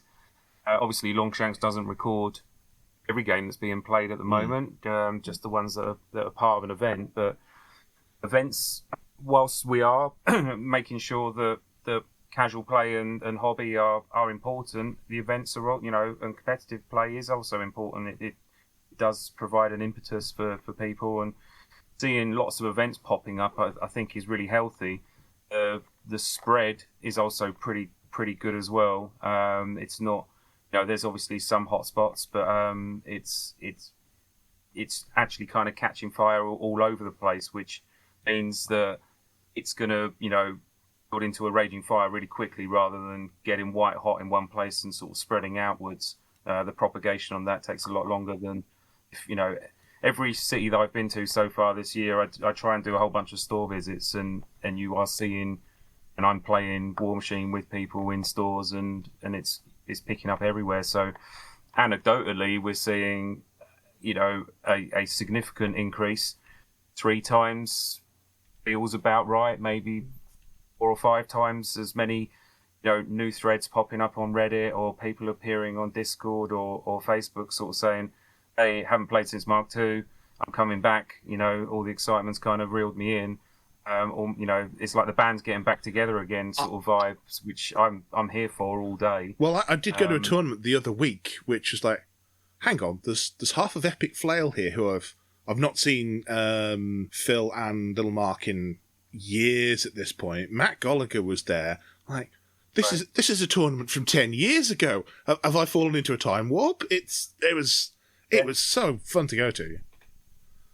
I think this is actually one of the this is the zeitgeist that we can kind of really use to get War Machine back to where it was, because God, I wish I was 10 years ago, Matt. I'd be several pounds lighter, and I could certainly lift a few more pounds in the gym than I can right now. But I need a hairbrush for a start. I don't need one of those anymore. Well, I never have, so yeah. Oh, okay. Yeah. It's interesting. I think actually just sort of on a whimsical level, thinking about that, and again, Russ and I have kind of joked about this, is how fun would it be to be able to go back those sort of 12, 14 years when we first start getting to know each other, and sort of say, one day you'll have the responsibility of growing this and taking it in new directions and making decisions for it. I think it would have blown our minds, wouldn't it? Absolutely crazy. One of my fondest memories is you guys remember the first SmogCon? Yeah. Held in Firestorm. It was Matt, myself, and Pete, who obviously these days works over at Transatlantis Games, all standing around with our Joel Skulls, comparing our various paint jobs that we've done on Joel, and that's what that was like my first big event that I went to, and that may well be the first time that Matt and I had like a serious, in-depth, lengthy conversation about our painting styles and techniques, and the idea that was going to lead to where we are now is insane. If you told me, I wouldn't have believed you. That first SmogCon was a very special event, and that version of the venue is one that holds a special place in my heart, but was, the combination of rooms that had been knocked together to make the back end of Firestorm at that point was, well, it was certainly a thing. It was all well and good until Rob started the barbecue up. Yeah, I was going to say. Oh my God. Oh dear. I started struggling to breathe. Just opening that garage door that led to nowhere. And just like, It was almost like a chimney, wasn't it? It was dragging all of the carbon monoxide into the room. And we're all slowly freaking out trying to play War Machine on the clock. It was like, it was part catering, part fumigation. Oh, well, following on from that, the next question, relatively in the list, how happy are you with the response to Steamforge Games' version of the Welsh Masters, and how big of a decision was it to carry on with one of the longest running War Machine community favourite events? Look, we're chums with Martin. Have been all throughout the years. He's done amazing work out there building the Welsh community and sustaining what is arguably the best, biggest and best War Machine event in the UK. Certainly the one that I had the most fun at when I used to go along to it. So when Martin was having a chat with Jamie, and we're all, I think the conversation was all terribly British as well, because there was a lot of sort of handbag dancing. But once Jamie kind of realised that Martin was thinking about, giving it a miss, but was also open to us sort of carrying it on and looking to kind of grow it back to its glory days. The decision was pretty swift. It was the second I heard about it, I'm like, yeah, let's do it. This sounds great. So Rich and Jamie are the ones to take credit for it. They're kind of leading the line on getting it all organised, trying to find dates that don't clash with people coming over and playing big concerts in Cardiff, because suddenly the hotel prices went from £100 a night up to sort of £300 a night. I was going to say the Rugby Cup final on the same day was just that was killing those hotels. Yeah. So I think touch wood, the date that the guys have found doesn't coincide with any sort of major events. Right now, the prices seem to be sensible, so I would kind of get booked up as soon as possible on that. But the fact that it's now sold out, I will. You might be a bit soon on that one. The numbers have numbers have gone up. Has one gone back? So it happened. The 64 have sold out. Good. It's now 8 of 72 left. So wow. As I say, Rich and Jamie are taking point on this. I knew that the 64 was coming up. The conversation had already been had that if we hit that, can we go beyond? And then, the answer was yes. So it sounds like the guys have not hesitated to let everyone know that there's still a few tickets left. It's also going to be a great, it's a bit of a grand day out for Steamforged as well, because, we're players and fans as well as working on the game, and quite a few of us are using it as a chance to get together, because we're kind of dispersed around the country. We're not all in one place, and I'm really excited. I'm literally painting models right now, thinking about taking them along, and I think it's going to be a great time for us as a team to be there. I think we're going to have cracking time. Well, I agree, and I for one cannot wait to lose in the best painted to you, Russ. I'm not even sure I'll be allowed to enter, to be fair. No, there's rules about employees and stuff like that, but yeah. You still put your army on the table and let people look at it and go, ooh. That's good enough. That's, that's always a good start. I like the chin thing. Put a tip jar next to it as well. The nicest accidental compliment I've had in a long time happened a couple of days ago on the on our War Machine Discord, when we were talking about, there was a conversation about Tough and Knockdown, and I put a picture of my tapper up and was like, best 1 point anyone can spend. And someone was like, I didn't know they'd done the studio paint job. And I was like, they haven't. Mad flex. Mad flex. Nice.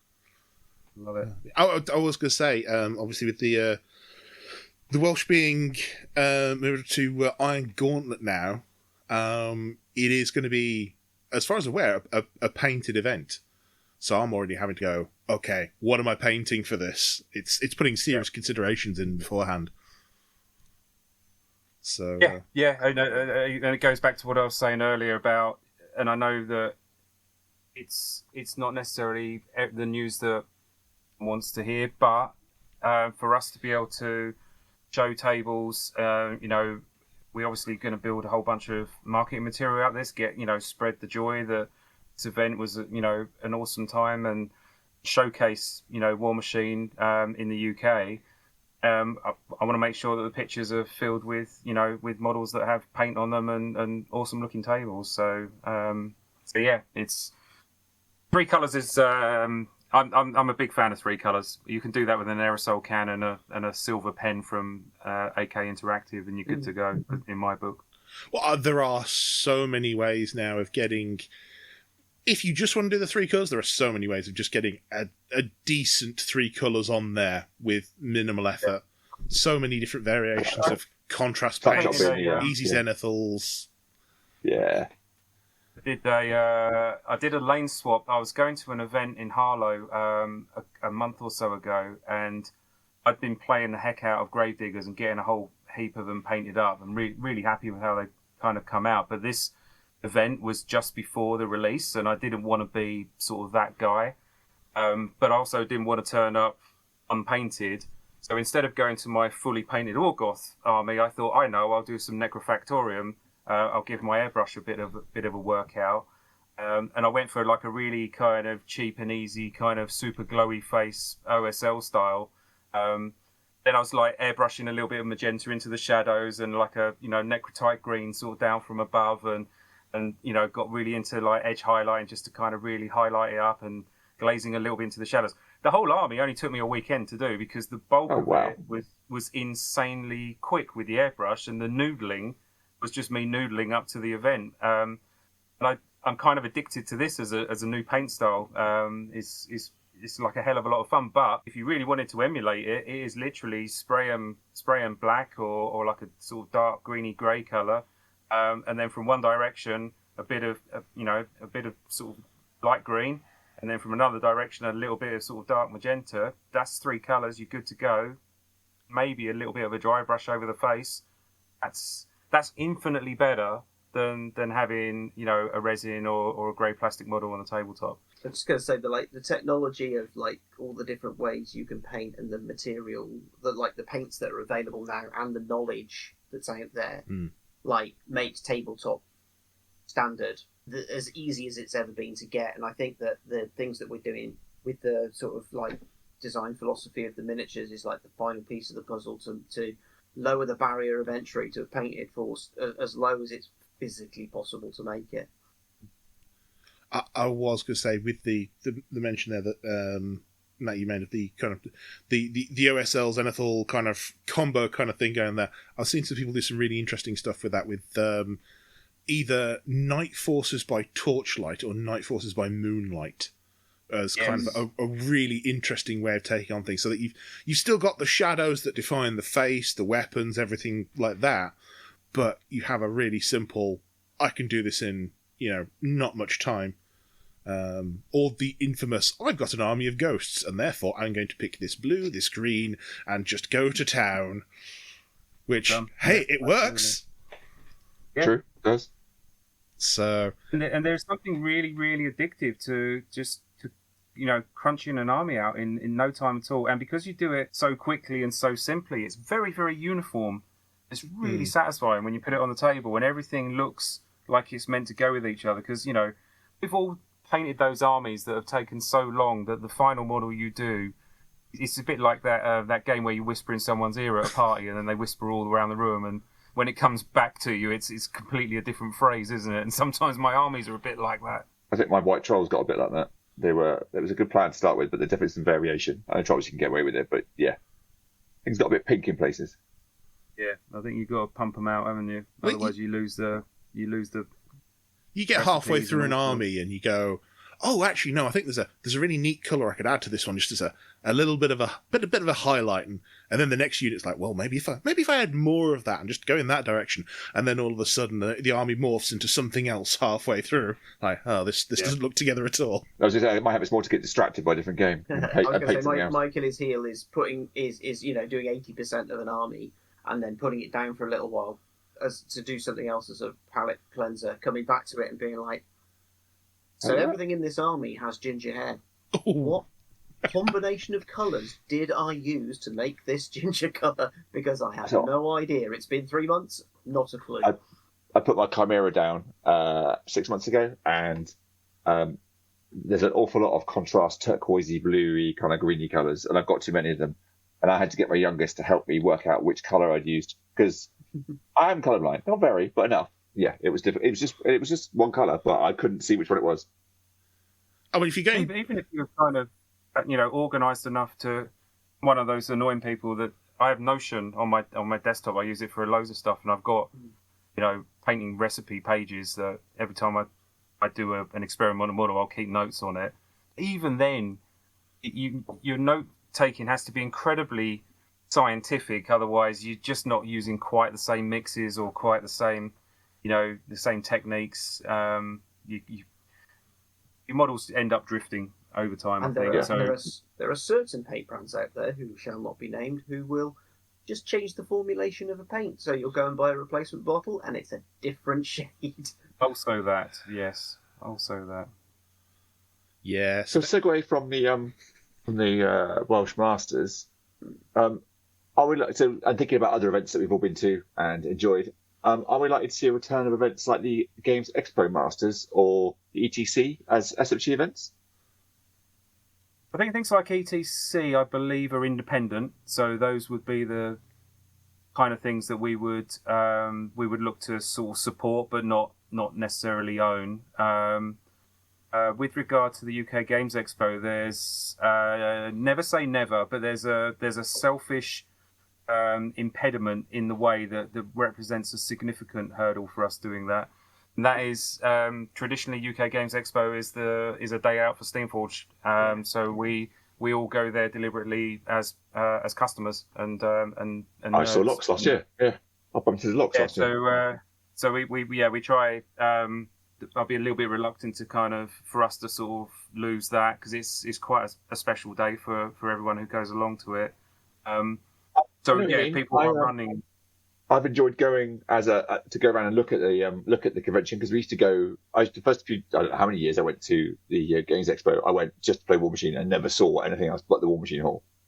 Yeah, and it's an expensive show to go to the one trick one game. I think as much as that's never a waste of a weekend playing War Machine with some chums, but there's more cost-effective ways of doing it, I suspect. It also feels like, particularly in the last 2 years, like what Expo has changed so much. I've had to say this year I can't do Expo because the last couple of years the scale has just gone up and up, and the number of people has gone up and up and up. It's like, I can't handle this many people. I can't handle this much walking. This is too much for me. There was usually one day where I'd go in and sit down, have a board game with friends in the open play area, maybe pick up a couple of other bits and pieces. But like I think it's too much for me now. No, I was just going to say, I hear you. I think I get, again, I'm really lucky. I get to see an awful lot of shows all over the place, and when you look at UK Games Expo and how busy it is, and cross-ref that with what you have in the States, and I know the event hall's size is different, but over in the States, a big show that has as many people to it as UKGE does would probably have 2/3 of the number of booths in each of those spaces, because the thoroughfare is much more important than cramming more booths in, because it sort of slows the pace down to sort of glacial walking speed, but I think it also kind of really gets in the way of people who might really want to enjoy shopping and and purchasing. So I think it ends up being more of a tourist show rather than going there to buy stuff for your collection style show. I don't necessarily feel that people feel like shopping is their primary reason, but I think it's because it's so busy and you feel like you're being swept along by the crowd all the time. I just have this wasn't a question that was sent to you earlier, but it just came to mind with like Adepticon and presenting there. Does it to me personally, it feels like the soul of the game has shifted to the UK. Is that right, or is there still a good core in the US that's like continuing, or you have worked hard? No, I think I haven't got any sense of that shift at all. I think there's going to be a natural gravity because a good chunk of us based over here, but don't forget both Russ and I and the rest of the team work with the Privateer Press team on a daily basis. And I think the other thing to bear in mind as well is compared to sort of 10 years ago, the world is just that little bit smaller as well. So it's much more easy to be a kind of global product than a localized product. I think War Machine was bigger here than it's. So it was big in America, but in pockets. But I think it was a force. It's been a force here in the UK and across Europe for a lot longer than people realise. Even in the heyday, it was absolutely massive here. It was big in America, but it was so much bigger here. I mean, to consider what it's competing with here, GW right on the doorstep. I mean, I don't know, dude. I hate to sort of. It feels impolite to disagree with you on your own podcast. No. But I think, I've just come back from Toronto. It's a big sort of trade show, and as I say, I like doing lots of store visits. So I stopped off on a bunch, and I went into one store that was, no bigger than, well, probably maybe twice as big as the old Firestorm was. So not the biggest place. He was telling me they had they used to have 150-man meta playing in and around their store. Oh wow! I mean, honestly, like the scale of America will blow your mind. Just going to be picky and say it's not America, but Northern America. Yeah, fair. But but yeah, so I think just sort of presence and Southern size. Ontario, I knew Southern Ontario had a massive following, didn't it? I mean, from the podcast and the people that played that we knew online. But yeah, it's interesting. I think the feeling might be kind of like driving towards is like the market penetration might have been higher here in the UK. The more people from wargaming backgrounds played this as a concentration, but yeah, in terms of sheer numbers, America has it. We have a population density here that makes it much easier for the whole community to feel interconnected. And I think that's easier for disparate communities on the internet now, but like anecdotally, pick any game system you like and probably 80% plus of its business is in the States. So, everything is huge. It is interesting to see that perspective because, as you say, from like it feels very grounded over here because we are a small island. The game shops, there's not as many, brick and mortar options. So I think the UK is much more club and event focused. Yeah, it is. Oh, thank you for that. I'll stick in Orin with another question, take us in a kind of a slightly different direction. So, has there been any consideration to making things like the world background, alternate paint scheme, ideas from older books, or like the catalogue of Iron Kingdom's artwork more accessible via kind of the SFG site or the app? Absolutely. One of the appealing things to us was the enormous back catalogue and deep history that was there for the Iron Kingdoms, and it's really important to us on a personal level, not just on a business level, but for us to build on that and use that. And small things that we're doing this year, rolling out, that are really important is things like getting the narrative and the story out in front of the paywall, getting easier access to more people for that kind of thing. But it's interesting because those kind of topics fit under a very similar category for me, and they are the temptation of the devil if you're not careful, because they are not the most important thing for us to be doing right now. They are hella tempting, and they're really great ideas with merits that need to be discussed and thought about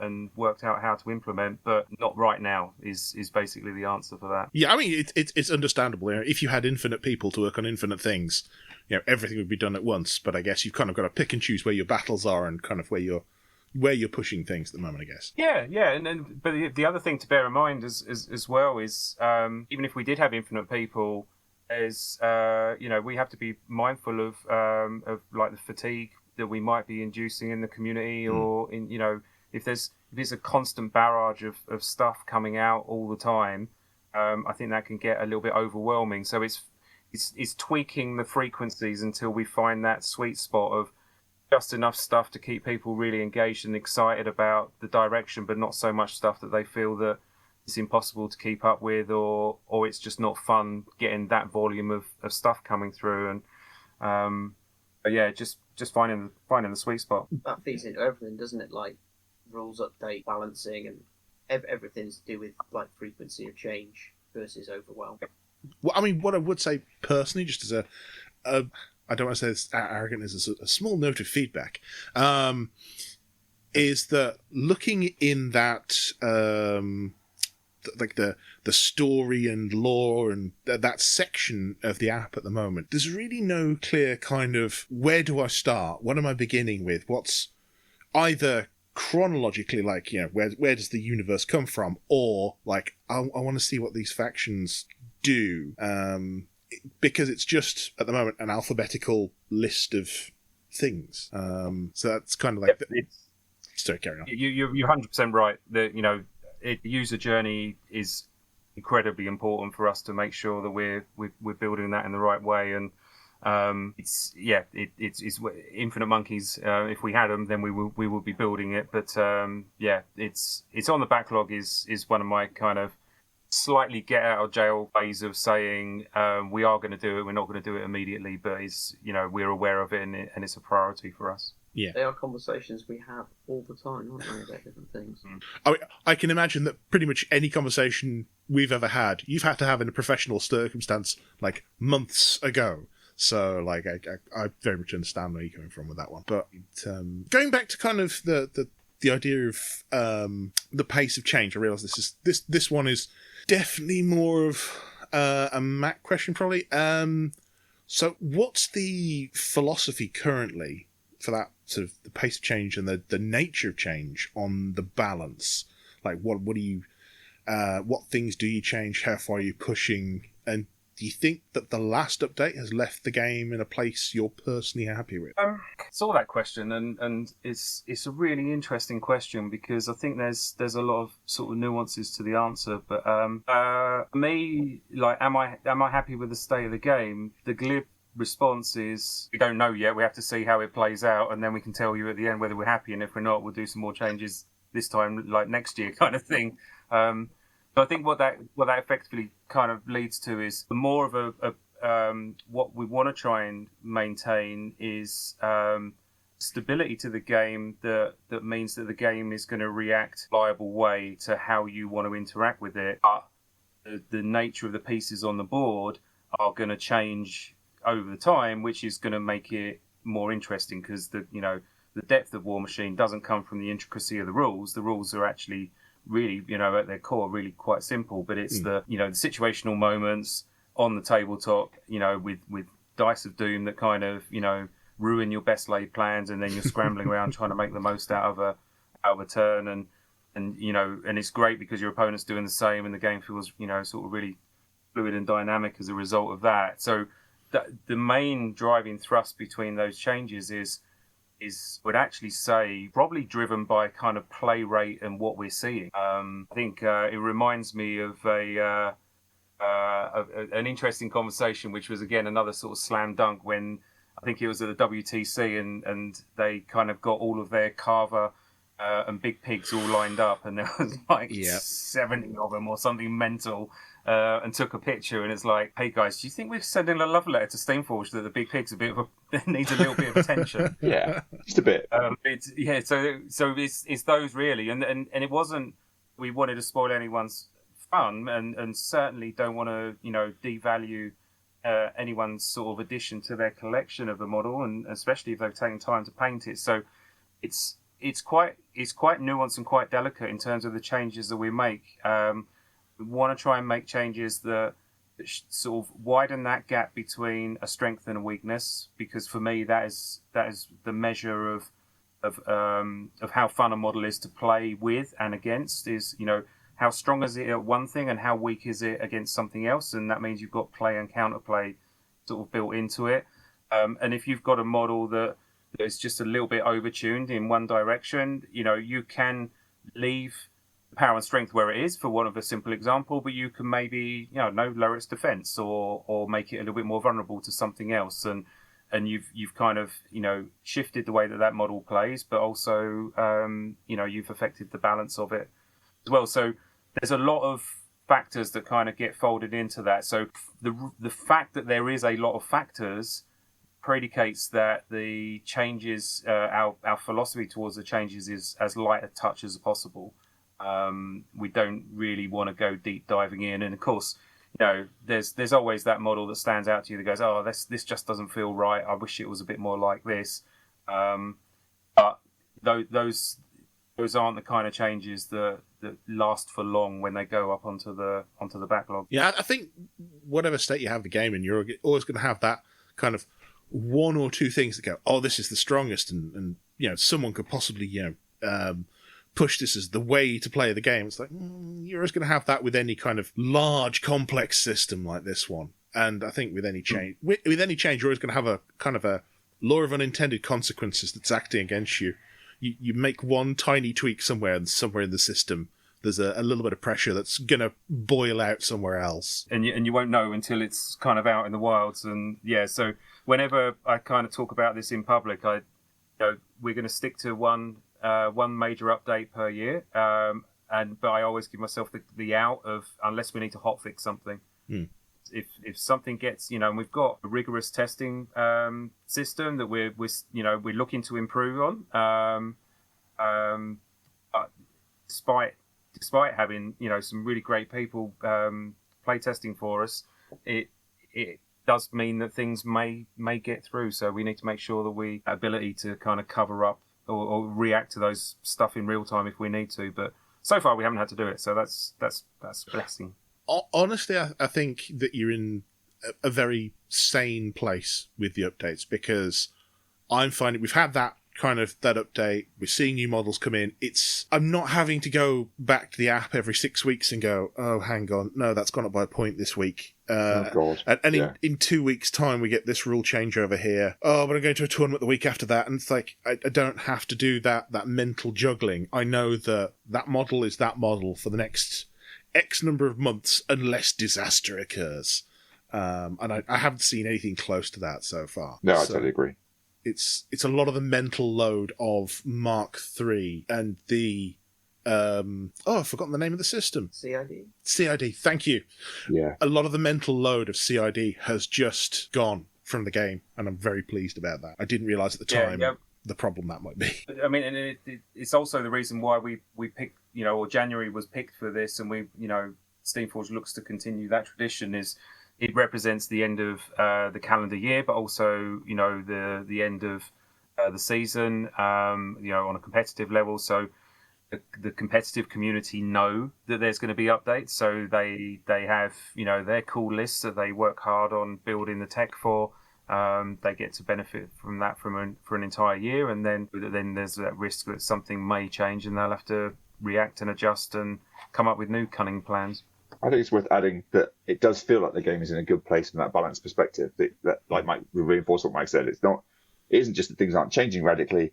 It's that it feels like you can choose whatever looks cool and have fun and have a fun game against almost anything. There isn't anything that just kicks you around the playground, so to speak, which I like. Yeah, I think you're right. I think it's in rude health right now.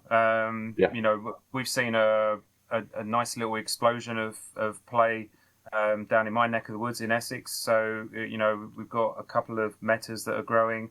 At a tournament recently that sort of sold out 16 people very quickly. Could have gone more. So seeing people come to the game, and of course they sort of flood in all different directions. So you're seeing every faction kind of hitting the table, and everyone seems to be having fun and engaging with the game and having, fairly equal amounts of success. And it does show that there isn't, you can't net deck. War Machine's never been a game that you could net deck, and that was one of the things that I think picked up a lot of people. Was back in the day you would go on the forums, wouldn't you, and hone the list, or you'd see someone else who was really being quite successful with the list talking about it, and you're like, cool, I'm just going to get that and play that, and then you get your ass handed to you. And War Machine has always been about making great decisions situationally and then having the dice to back it up. And long may that continue. I say I don't really want a game where that you could just net deck a world championship magic deck and just buy the cards and off you go. There you go. You've got as much chance as anyone else. No, you can see what people are playing. You can go on Longshanks and you can see what they're playing, but that doesn't mean to say you can play it. Yeah. I mean, one of the things I like to do if I'm going to an event is we'll sit down and look at Longshanks. What are the two most played casters in each of the factions? Just to remind myself of what their feats are and what their key what you're going to see. And then I don't feel like I'm going in blind. I can do a little bit of homework before I go to the event. So I was going to say, I think a really big part of that is the fact that the game doesn't feature any kind of army-wide unique rules economies. So that it's much easier to parse what an army does because you're not having to learn an awful lot of very specific mechanics that don't exist anywhere else, and every single faction's got its completely own rules ecosystem, and I think that makes it much harder to net deck the obviously broken thing. Yeah, I will say that's been actually one of the key things that I've seen in this edition, is that even where you have feats that used to have a lot of completely weird, off the wall kind of spend 25 minutes working out what it does mechanics, a lot of the ones for Mark IV, this edition of War Machine, whatever you want to call it, seem to be take this thing that the model already does, add this thing that's a common mechanic in the game, kind of put those two together and have that control area wide for a turn. It's very much more parsable. It makes it a lot easier to know what's going on, doesn't it? It just lowers that barrier for entry, really. Whereas the best feats in the game for efficiency of rules clarity is Ragemonger. Because it's one sentence, and you read it, and it's instantly obvious exactly what it's going to do and how you can use it. It's amazing. It's And directly you look at it opposite and you of- think that's not going to be that good, doesn't you? You look at when the first time you read it, I read that, I was like, that's not that good, and then went, wait a minute, and I did it, she used it, and went, oh my god, so much fun. It's directly opposite of the times where people used to run face first into feats like, was it Cat and Mouse, one of the old Legion feats, and just go, hang on, so whenever I move a thing, Oh, you move, I a move, thing. you move, I move. This moves. Do That we moves. do we even need the chess I- clock for this? Is it just yeah? I think the one that top trumps that though was Haley's feat, where Oh, she determines the order in which you activate. That was absolute misery. well, it wasn't. I thought It wasn't feat just was that fair though. and balanced. I, I loved it. you quiet bench out. Shut up. Mute. No, It was like crutch. it wasn't just the fact that it was like I choose the order you activate in. It was I choose the order you activate in. Oh, by the way, you only get half an activation. yeah, exactly. Oh, Those Well, things, definitely fair and balanced. each of those things is a top tier feat on its own. yeah. Isn't it? I'll go back to the point where I managed to confuse a Haley player once with my Karchev list. In that I'd moved everything up. It's a very aggressive list. It just moved forwards, and it got to their feat turn. They'd feated my entire army was affected. I'm like, okay, and then you can activate your caster first. Like, cool, I'm done. You haven't moved him. Yep, no, next. That Jack, cool, he's done. That Jack, he's done as well. That unit, and just moved through. Didn't do anything for the turn. They're like, cool, back on your time. And they were so confused by the fact nothing had happened that they then went, this is in the days of timed turns, they went straight over their timed turn for the next one. Oh no. Yeah. Because they'd had no time to plan. Paralysis. I Yeah. believe that in sport parlance, that's called playing the man, not the ball. This wasn't a tournament as well where we were on the second day and people were getting tired. So, like, you know, it was...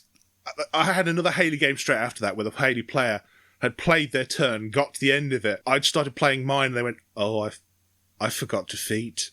Like, yes, yes, you did. The Great Bears charge Haley. It was a wonderful moment and I treasure it forever. But, yes, no, the game much more palatable in terms of feats for certainly It's more fun. the new monster. Yeah. It's much more fun. It's just much more fun. A lot of the I'm fiddle. conscious of time. Yes, obviously. I Yes. was conscious of time, but I have one more question. See what I can get away with. What, if anything, can you tell us about the upcoming Troll Sculpts and army due for release in the autumn? I'll be Well, guided by you on this one, Matt. Well, I guess what are you more interested in? Is it art? Oh, that's turning it back on me there, Matt, because I think I think you could probably guess. I think by asking me that question, so it's already been said that Gumbjorn is leading. So what I want to ask is any more other characters, but that's probably not going to be such an interesting answer on that basis. Right. Actually, what's your question? No, it's not. So my question, I suppose, is then I suppose my question was broad and to try and see what you were allowed to say, what was developed. I suppose is there a cadre coming that's going to be part of that more closely aligned with it? Perhaps is probably my question, and is there any hint of what that looks like? So the cadres are like a really good addition. So I wouldn't be surprised for you to learn that that a cadre is on the horizon for that. That's a very tactical answer. Oh. It was because it's a little way away. Yeah, that's understandable. Probably a fraction too much. So let's talk about something that I do think is kind of exciting. Because Russ has this week been prepping a whole bunch of art briefs and maquettes and things like that for this faction. So why don't you talk a little bit about that, Russ, and maybe talk about some of the the sculpting talent that we've got working on. Oh yeah, absolutely. So I mean, I don't think we've ever been as busy as we are at the moment. We've got there's like a dozen plus people working on various things across War Machine and a couple of other things that we're working on, but principally on War Machine. And the process that we're doing. So this is something that we evolved with Old Umbry and found it worked really well. So we've leaned into it even harder on the Kith Guard. Is prior to sending out our sculpting briefs, when we're first getting concept art, I will do some effectively like a benchmark sculpt or two where we establish the overall look and feel. Like if you see this kind of armor in the concept art, we're going to interpret it like this. So on our old Umbry, it was like, this is how we're going to handle fur, this is how we're going to handle the skulls, the sort of the filigreed armor plating, this is how we want it to be expressed. Now with the Kithguard, we've kind of gone a bit harder on that, because one of the things that Matt and I and Matt Wilson have discussed during the process of looking at the Brian Buds and then looking at the Foul Blood cadre was really nailing down what we want the physiology and the look of the Trollkin to be, because it has been quite variable over the years as different sculptors have interpreted things in different ways.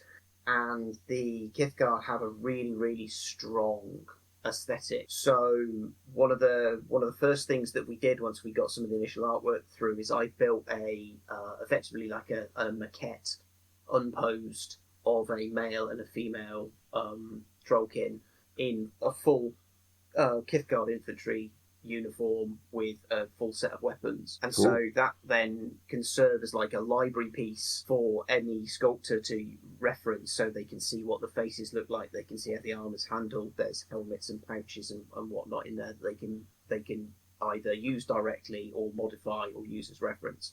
So it's really about making sure that the line's going to feel really consistent and cohesive, which is something that we found worked really well on Umbry and will work well here as well. And it also enabled me to really like put my own stamp on this, because I make absolutely no secret of the fact that not only am I, a Trollblood player since early Mark II, but Gunbjorn is my boy. He's the reason I collected trolls.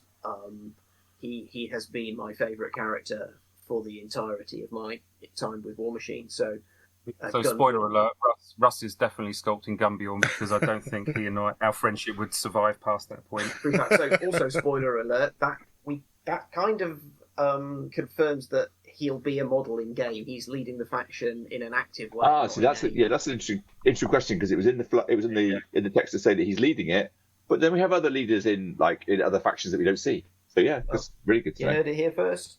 Definitely here first. Yeah. So yeah, he will get a table presence, and I am hype for doing it because I've seen the art and oh my goodness. But yeah, so that process has been really, really solid, and that's led us to being in a place where we did the same thing for like the heavies as well as like basic infantry, and then and even down to like I did like a little pygmy troll like unposed model wearing like an oversized helmet, just to sort of give us the full gamut of the different sort of body types that exist within the trolls. And the early work that's coming in that we've had through so far looks great. I mean, we've done as of today, we've done a couple of our lead characters. We've got a couple of the units going through. It's all starting to come together really well. Although I won't go into the specifics, it would not be a lie to say that I might have painted the first ever Kithguard miniature, because I might have painted one of them, printed and painted it, and they look great, and I'm super happy with how it's come out. It's going to be a great faction, it really is. I think it's going to be a real, really popular because, and again, I don't want to sort of spoil anything, but I think it's fair to say, Matt, that as well as feeling really fresh, there's a lot of thematic elements that feel like they thread straight back into some of the more classic troll designs from like the Mark II era as well. Like you can see that DNA really strongly in them. Yeah, I think that's fair, and I think it's another opportunity to kind of just sort of reiterate that for these kind of things, massive immediate kind of key changes are going to be quite distinct and noticeable, but slowly changing the direction is a lot more subtle, a bit harder to pull off, but definitely preferred method, because I think it'll feel much more natural as a result. Yeah, I like the preview stuff we saw from the Adepticon, the few concept bits and pieces we saw for Kithguard was definitely gave me Krill Company vibes, but not quite, a bit different, which I really like that. But it's not just the same, run out again and varied slightly. It is a different thing, a different beast, but it definitely has that harkens back, doesn't it? I like that. Absolutely, and like the sculpting team we're working with is fantastic. Like we've picked up, I think we've picked up the absolute cream of the best sculptors that were previously associated with War Machine, and we've been able to mix that with some of the really talented people that we've built our own relationships with over the years within the Steamforged many projects that we've done, and everybody is really delivering their A game. It's interesting to see how excited by the concept art all of the sculptors on the project have been. So I don't want to oversell it, because I know that I'm super biased because it's Trolls, and I'm absolutely there for it. But it was one of those situations where I nearly fell over when I saw the old Umbri art and couldn't believe how cool it was, and then I saw the Kithgard art and I was like, it's just as cool as old Umbri, but also it's Trolls. So you're just teasing me with that old Umbri art stuff. I want a better look at that old Umbri as a faction, because you ain't seen nothing yet.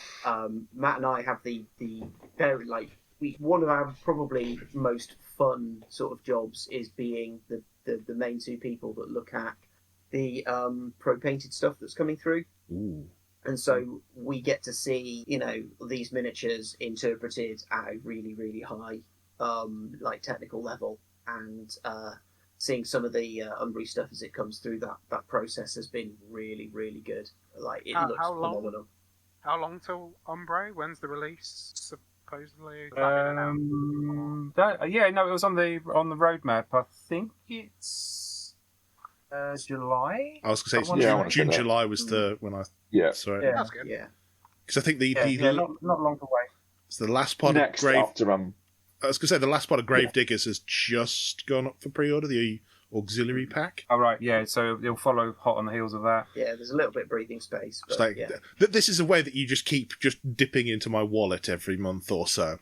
It's like there's more grave diggers, more Umbra. Like, okay, fine, but have more money. I mean, don't mind doing it as long as it's not too much. Oh, we should only spend what they could afford. But we our job is to make sure there's plenty of choice for you. Your job is to make good financial decisions. It's the drip. It's the drip feed that's keeping me solvent. It's like it's like a box a month. It's like, you want the thing? Okay, I want the thing. Yes, that's it. And also, a box a month is a perfect pace to kind of keep up to speed with your painting, isn't it? It is. Yeah. That's up to date. As I sit here trying not to buy 2 Trichomerax tomorrow on payday. Well, what's better than 1 Trichomerax? I know. That's what I'm thinking. I wasn't interested, and then suddenly something caught me about it, and I'm like, started seeing the real models in the wild and going, wait a minute. Is that the thing you've done the proxy for? Yeah. The card that looks just immense. I built a second one. It's drying. Before we started, I bought a second proxy. I want to put it on the table next week as a proxy and see how I feel about 2 of them. I can tell you something about this might be really nerdy and not very interesting, but I can tell you something about the Trichomerax, because that was a really interesting design challenge as a miniature. And we actually developed a completely new kind of technical pipeline just to be able to create that model, wherein each of the 3 snakes' bodies are actually generated as instance chains of armor sections along an animation spline. So all 3 snakes are effectively keyframe animatable, and you can change their positioning, their rotation, and tweak their interaction, and it's all alive, rigged. So you told me that in chat, but I didn't think about it enough. And then now you've said it verbally, that implies that there could be variants. Now, I don't think you're likely to do variants of a Colossal or Gargantuan, are you? But that implies variants wouldn't be impossible. Well, nothing's impossible. Well, no, true, but yeah. But it's not the alpha and the omega of the process, but it was a really interesting challenge, because all of the traditional ways we would do a model like that weren't going to work, because we needed to be able to effectively build it, test the armor plates for interactions, and then be able to easily move them around and change them around. And in the end, this sort of animation system was the only way to make it work. So whilst you say it'd be possible to do variants, in theory, it'd be possible to make a small animated movie of a Trichomerax, and I'm not going to do that either. Coming from Pixar in 2027. Both of you say that. Yeah. I was going to say, Infinity's got an animated series now, so it's. So I've heard, yeah. That's cool. And I've seen you. The I've seen Steamforge branching it to more things with more merch and everything else. So from the you're gonna Adepticon bring keynote. pins back. Someone's got to bring pins back. Pins. Pins, yeah. The Badges pins. pin Oh badges. yeah. I thought you meant no. like you click the top and No, the, Yeah, Steve Bush pens. no, the pin badges. I do miss them. I got to the point where I had a bag full. Like, I think I've got enough now. That's Yeah, I felt the same way. Yeah, but I had there's new less than you. faction logos. that you that wanna rep. that is My- true. my army transport bag still has an OG Trollkin faction stitch patch on it. My original one does. My Trolls original Troll bag does, and Gumbjorn, the zombie Gumbjorn pin inside it as well. Oh, Nice. I may still have that pin. It was on that bag. I think it just fell off. Sad. But, Mine was yeah. inside on the netting on the inside, so it stayed in. See, that's why you're a smarter man than Not sure about that. That's the end of our questions. Unless anybody from we have anything you want to ask us, or anything you want to talk about while you're here.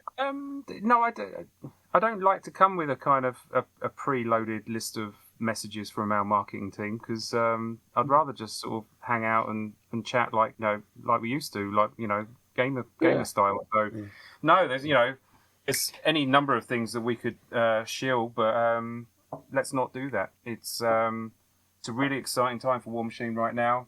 The response since Adepticon has just continued to get more and more excited and looking at the future with a different perspective. And I think just to build on that a little bit, the amount of impetus that we're sort of seeing is enabling us to start being more ambitious with the scope of what we're looking to do. And I think one of the things that I'll leave you with is it's been really heartwarming hearing all of the feedback about the keynote, where people are sort of saying, one of my favourite quotes was someone said something along the lines of, every time I thought this was the big thing, they then came out with something even bigger. And then, there was a lot of people who were excited about size and breadth of the ambition. And I'm sitting there thinking, you ain't seen the roadmap, you haven't seen anything yet. We are ambitious with this. I think there is an amazing game here that has stood the test of time and still feels as fun to play now as it did, when I played in earnest a few years ago. It's there for the taking. So you just got to be really hungry and really aggressive and really brave in what you do and make as many good decisions as you can. But seeing the impetus makes it easier for us to be even more ambitious about what we think we could do with this. Well, I think that the one key thing that I've definitely seen recently, sent an interview with you the other day, was that there's a like the 5-year roadmap, but on there somewhere is the next edition, which I'm not gonna say anything like pushing anything about that, because we all know a new edition for everything is coming eventually. But like to know that that's there in your mind, you've already kind of got this distant plan, it's reassuring and it's interesting at the same time. I appreciate you sharing that. Is reassuring, because it's hard when people are asking questions, and there's a number of questions that were asked in the Q&A at Adepticon, which I don't think I think the stream ended. I know the answers to these questions. I can't tell you. I will tell you this time next year, and you will be incredibly happy and excited. But please don't ask me about it anymore, because I can't say about it right now. But I think it's looking to police ourselves. The temptation, because we are really excited about this, is not getting carried away, not trying to do too much, making sure that what we say we do, we follow through on. But not settling for what we have, but I'll constantly driving towards what we could have with this, and that's from the perspective of someone who loves going to events, seeing into 32-man events every other weekend used to be like a lot of fun. So get up and running again. I think it was really lovely to see, and not just because I want to buy one, but the fact that you previewed the Tricom Arix and then went, oh, by the way, it's in the shop tomorrow or now. And that was just like, really? Wait, what? You're not previewing a model that we can't buy for 2 months? Or you're not previewing a model, a huge, great new Colossal Gargantuan. You can buy that next year. No, tomorrow. Or actually right now. There's some there right now. That was amazing. Yeah. And it reminds me of one of the wins that we had. That it was a conscious choice in terms of sort of art direction, but it was one based on instinct, and it was a really good confirmation that we have got really good instincts on this so far, and that was switching from concept art to sort of showing actual painted minis on a tabletop. And it, for me, it was really, really important. And I know I had the full backing of certainly, Russ and Lox and and the rest of the team. They instinctively could also see the value, but the strength and the consistency of the feedback about how pleased people were with that actually was way in excess of what I thought it would be or what I guessed it might be. And it was really heartwarming. It gave us a lot of confidence that. We think like gamers, but we also have our business heads on. We do think, what would we love to see as a gamer, i.e. one of our customers? What would we love? Let's do lots of that. And what would we hate? Well, let's try and minimize that. And then you have to balance that on the other side. So, with what can we afford to do? How long have we got? What's the best order to do these things in? And yeah, so far so good. It's a really, it feels like a really good formula. From what I've seen, as a person that's rebuying in at the moment, it is just quite reassuring that, because to buy into this, you want it to know that it's going to adapt, going to evolve, going to continue, especially if you were pre-invested like Mark II, Mark III era, and you're coming back completely cold. So it has been really reassuring to see a workable, like everything's been delivered. Like there's models, there's stuff to buy, there's stuff on the horizon, and the rules getting frequently updated. The app working, the app being a solid, way to buy in. The app is miles ahead of what most of the people have. Like whatever complaints I have about any part of that app, when it comes to using it in a game, getting stuff played, it just works. So from a glazing perspective, you guys, I've got the Annihilator card tray coming tomorrow, so good choice. It's interesting you say about the reassurance factor, because one of the things that Matt and I discussed quite early on is that although this might not be like immediately obvious until you think about it, the decision to do the plastic models is a real vote for the future of the game and our confidence in it, because of the time and the investment and the resource that's required to make that happen. Wouldn't do it. Like, no business would do that if they weren't seriously committed to the long-term future of something. Yeah. And I think I would hope that comes across to players, that, it's just one of many facets, but a very sort of apparent one, that, like, we are very serious about this game. Yeah. Yeah, and I think, it's almost a personification of one of the things that I love about Steamforged is that, Rich and I, despite having, as you would imagine, heated arguments at time and disagreements, we fundamentally have the same kind of attitude, and that is, if you're going to do something, do it properly. If you can go big, go bigger, and don't let let kind of worrying about what might happen get in the way of something that should happen or could happen. So when Rich and I sort of like chat, it's obviously we bring slightly different perspectives, to the table, but there's that kind of common ground that we can very easily achieve whenever we talk about stuff. So I feel like with the close, tight involvement of Toby, our commercial director, means that the steering group for War Machine overall is really nicely balanced as well. So Judy, our production director, keeps everything on the straight and narrow. So we have every personality type and every kind of viewpoint.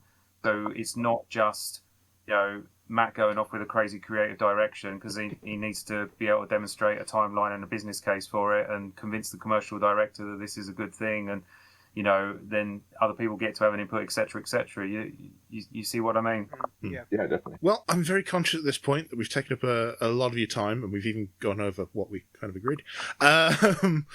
So I will at this point say thank you very much to both of you. It's been really insightful having you on, and a real pleasure to hear from like people who are kind of working on the future of the game and just seeing where it might go. So thanks for having us on, and are we going to see you at the Welsh? I've already bought my ticket, so I've got to be there. Tickets, hotel booked. Let's go. Premier in.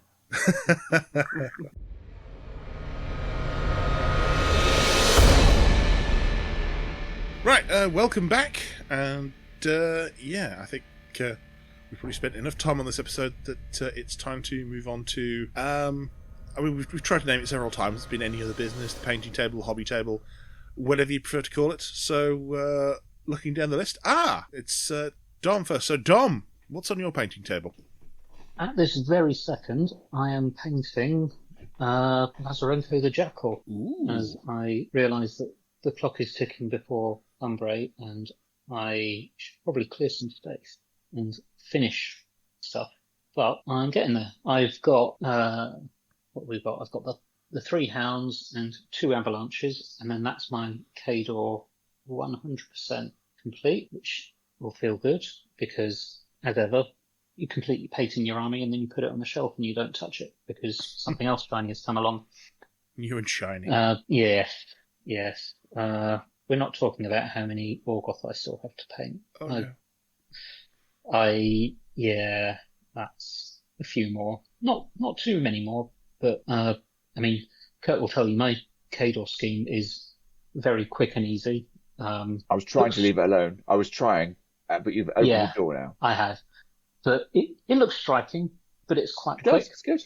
Yeah. It is. I'm a lazy painter, so it is 100% contrast and 1 coat and done because it looks fine from a distance. I was going to say there is a running gag now with Dom's painting, especially regarding his Kador, because it's predominantly quite white. And it does look really cool. It looks striking on the table. So it's predominantly light grey, almost white, with some red accents and the metalwork. So the general concept and consensus is: when are you going to finish those? When are you? When's the main colour going on those then, Dom? And that's a long-standing, running, almost to the point of bullying joke. It's the curse of painting in contrast, so everything looks dry brush white at some point before it's finished, and I've just made it a feature rather than a bug. But one of the benefits of it is my Kador is entirely non-metallic. Even the metals are non-metallic, which I really quite like the look of now that I've done an army with it. But at the time when I started painting my Orgoth, it was probably in hindsight a knee-jerk to go the other way, and it is so metallic, which painting with contrast meant that I'm painting the same model at least twice, where I've gone over everything in silver, and then I'll do it again with the contrast over the top to get the colours. Yeah. It just takes forever. This does sound like this does sound like the sort of torture I put myself through when I decided to paint a load of Eldar up, but said, I've painted too many things in metal over the last few years, so I'm not going to use any metallic paints on these at all. Oh boy, that was that was. I also decided what am I going to make the key points of my screen of this scheme? Hot pink and lime green. They're nice and easy paints to work with. Oh yeah. So yeah. But yeah, Lazarenko's looking quite tasty. I'd say he's about 90%. I finished off what was the Jack Razor the other day. It was fun. And actually the other night I did my Umbre scene on the Bowden model, which came out a lot nicer than I thought. So I'm looking forward to them because I have to admit I think I prefer the standard Bowden sculpt that they unveiled compared to the convention exclusive one. Oh, okay. So doing the exclusive one early is a handy. Here's what I think my scheme should look like. But if I'm not entirely sold on it, it's a good get out of jail free card because I'm not then feeling I have to use a model that there are alternatives. Yeah. Okay. Cool. Right, Kurt, what's on your painting table? So I'm definitely having some faction swap challenges of late. I did dive into Gravediggers. I started painting Gravediggers. I played Gravediggers with half-painted kind of models, or not many painted models, and did not enjoy the experience. So I have reflexed away from that, put that in a box, and gone, I'll come back to that someone else. So the straight answer to your question is, at the moment, Chimera are back on my painting table. Ooh. So I did get into Chimera when I bought most of my Chimera, and I did enjoy playing them, but I struggled with the kind of the finesse. Let's go with that word. And I think I go from Trolls into Chimera. I kind of wanted to be able to play Chimera like you play Trolls. Doesn't work like that. Can't do that. So I had a bad time with it initially. Yeah, Trolls, you walk forward, you go, go on and hit me, and then they hit you back. Trolls are Trolls. They're not quite like they used to be, but they're still a similar sort of concept. Can't play Chimera like that. Or, it's like playing Old Legion. You could build an Old Legion army a bit like that, but generally speaking, they didn't like it. And I have enjoyed some time in Dusk, but I've definitely come back to Chimera and going, okay, I think it was a Tri-Chimera X. That's what's done it. The Tri-Chimera X being previewed, and the fact that it was available and it was available to order. And I did delay slightly, but I have now ordered one, and I'm very keen to get a Tri-Chimera X on the table. So I'm sat here painting Shirus, and if you've got the supporting models that I can't name right now, no, my brain's gone to pieces, but some other kind of supporting models for the army. In preparation for the Tri-Chimera X arriving, hopefully early next week, I'm guessing, hopefully, to get that on the table. I've got a built a proxy as well, which others have suggested I might want to do an instruction kind of thing on how I build proxies, which I'm considering. As in I build 3-sided card proxies. I've done that for quite a number of years, especially with the larger gargantuans or colossals, especially while I'm painting, so I can put something on the table that's the same size, that's representative, that you can then play with it to get the hang of it whilst having this huge model sat on your painting table as well. So yeah, that's a very long-winded way to say I'm painting Chimera and intending to play Chimera for the time being. Nice. How about you, Mike? What's on your painting table? What's on my painting table at the moment is still mostly in the assembly stage, because I have been a fool and decided that the next 40k tournament I go to, I'm going to take a brand new army. Well done. Yeah. So I am rapidly assembling an entire army of Grey Knights. So today I've built 5 purifiers and that's it. It's the Dread Knight. I look at it and instantly my brain goes, the baby carrier. Like, no, that's not the real name. Come on, where's the real one?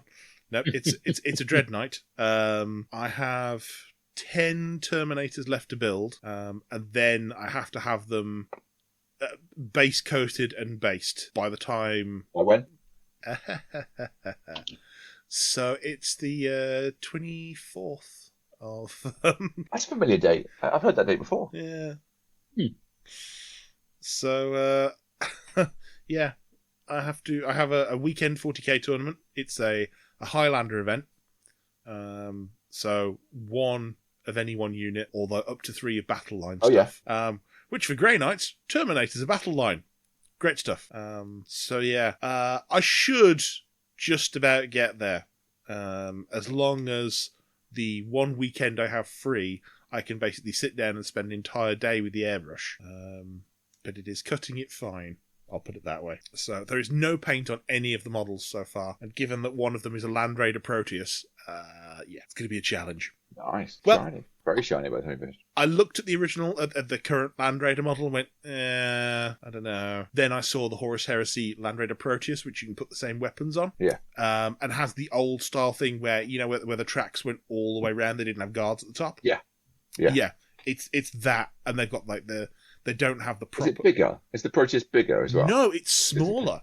It's like a couple of % smaller. I thought it was a bit bigger. Okay. What I will say as well, and I have to give props to Games Workshop for this, it is the first tank of theirs that I have assembled where I got to the track assembly and didn't want to throw the damn thing out the window because they've changed. No, that's number 3. That one looks like number 4, but that is in fact number 3, and it's the wrong way around. Well, they've changed how they do the. Effectively, for most GW tanks, you have the 2 track portions, the main body in the middle, and then you put the tracks around the track portion. The track, right order. Yes, the track portion on this, they have changed how you build them. So rather than being, here are 2 things that you sandwich together, it's in 4 different pieces, but the inside and the outside have they're cut at different points. So when you push them together, rather than forcing weird panel gaps, it pulls the entire frame together. So effectively eliminating all those like massive gaps you usually get around the edge. Wow. And then all the tracks are keyed. So you can't put them in the wrong place and have weird overhanging bits. It's actually a really good model to put together. And I was dreading it looking at it. But the whole thing just went together in pretty much an afternoon. And yeah, even with remembering to do all the articulated bits so you can have the assault ramp down and you can twist off the las cannon for storage and stuff like that. It's an absolutely lovely model. Very nice. I haven't built a 40k tank in a very long time. Some knights. I've built some knights, but I haven't built a tank. I will say it's better to build than the armigers, which are the light knights. I've built quite a few of those. I've got 8 of those, I think. I was not a fan of those. They I magnetised all the weapons. That I could get a bit sick of that. Yeah. If you get the right size magnet, you can actually just put them in before you glue it and just pop them around. You don't even have to glue in the magnet. It actually holds it. Oh, I think I was going for bigger magnets and sort of I was cutting the surface flat, so stick a magnet onto the sticker flat, because then a good surface wide bit of magnet that would adhere well and sit in the right place and actually look like part of the model rather than hide it. I was like, make it visible, but make it look like part of the model. Oh no, my magnets are fully internal on the armatures. I mean, once I painted it, you won't see it, I think, because it just looks like part of the plastic. But... Yeah. So, okay. Well, I think that is everything done. There's certainly no more to go through for me. All remains to say, you've been listening to Elite Cadre, the War Machine podcast that doesn't take itself too seriously. I've been Mike. I've been Kurt. And I've been Ben. Yay. We've got a new one. Yeah.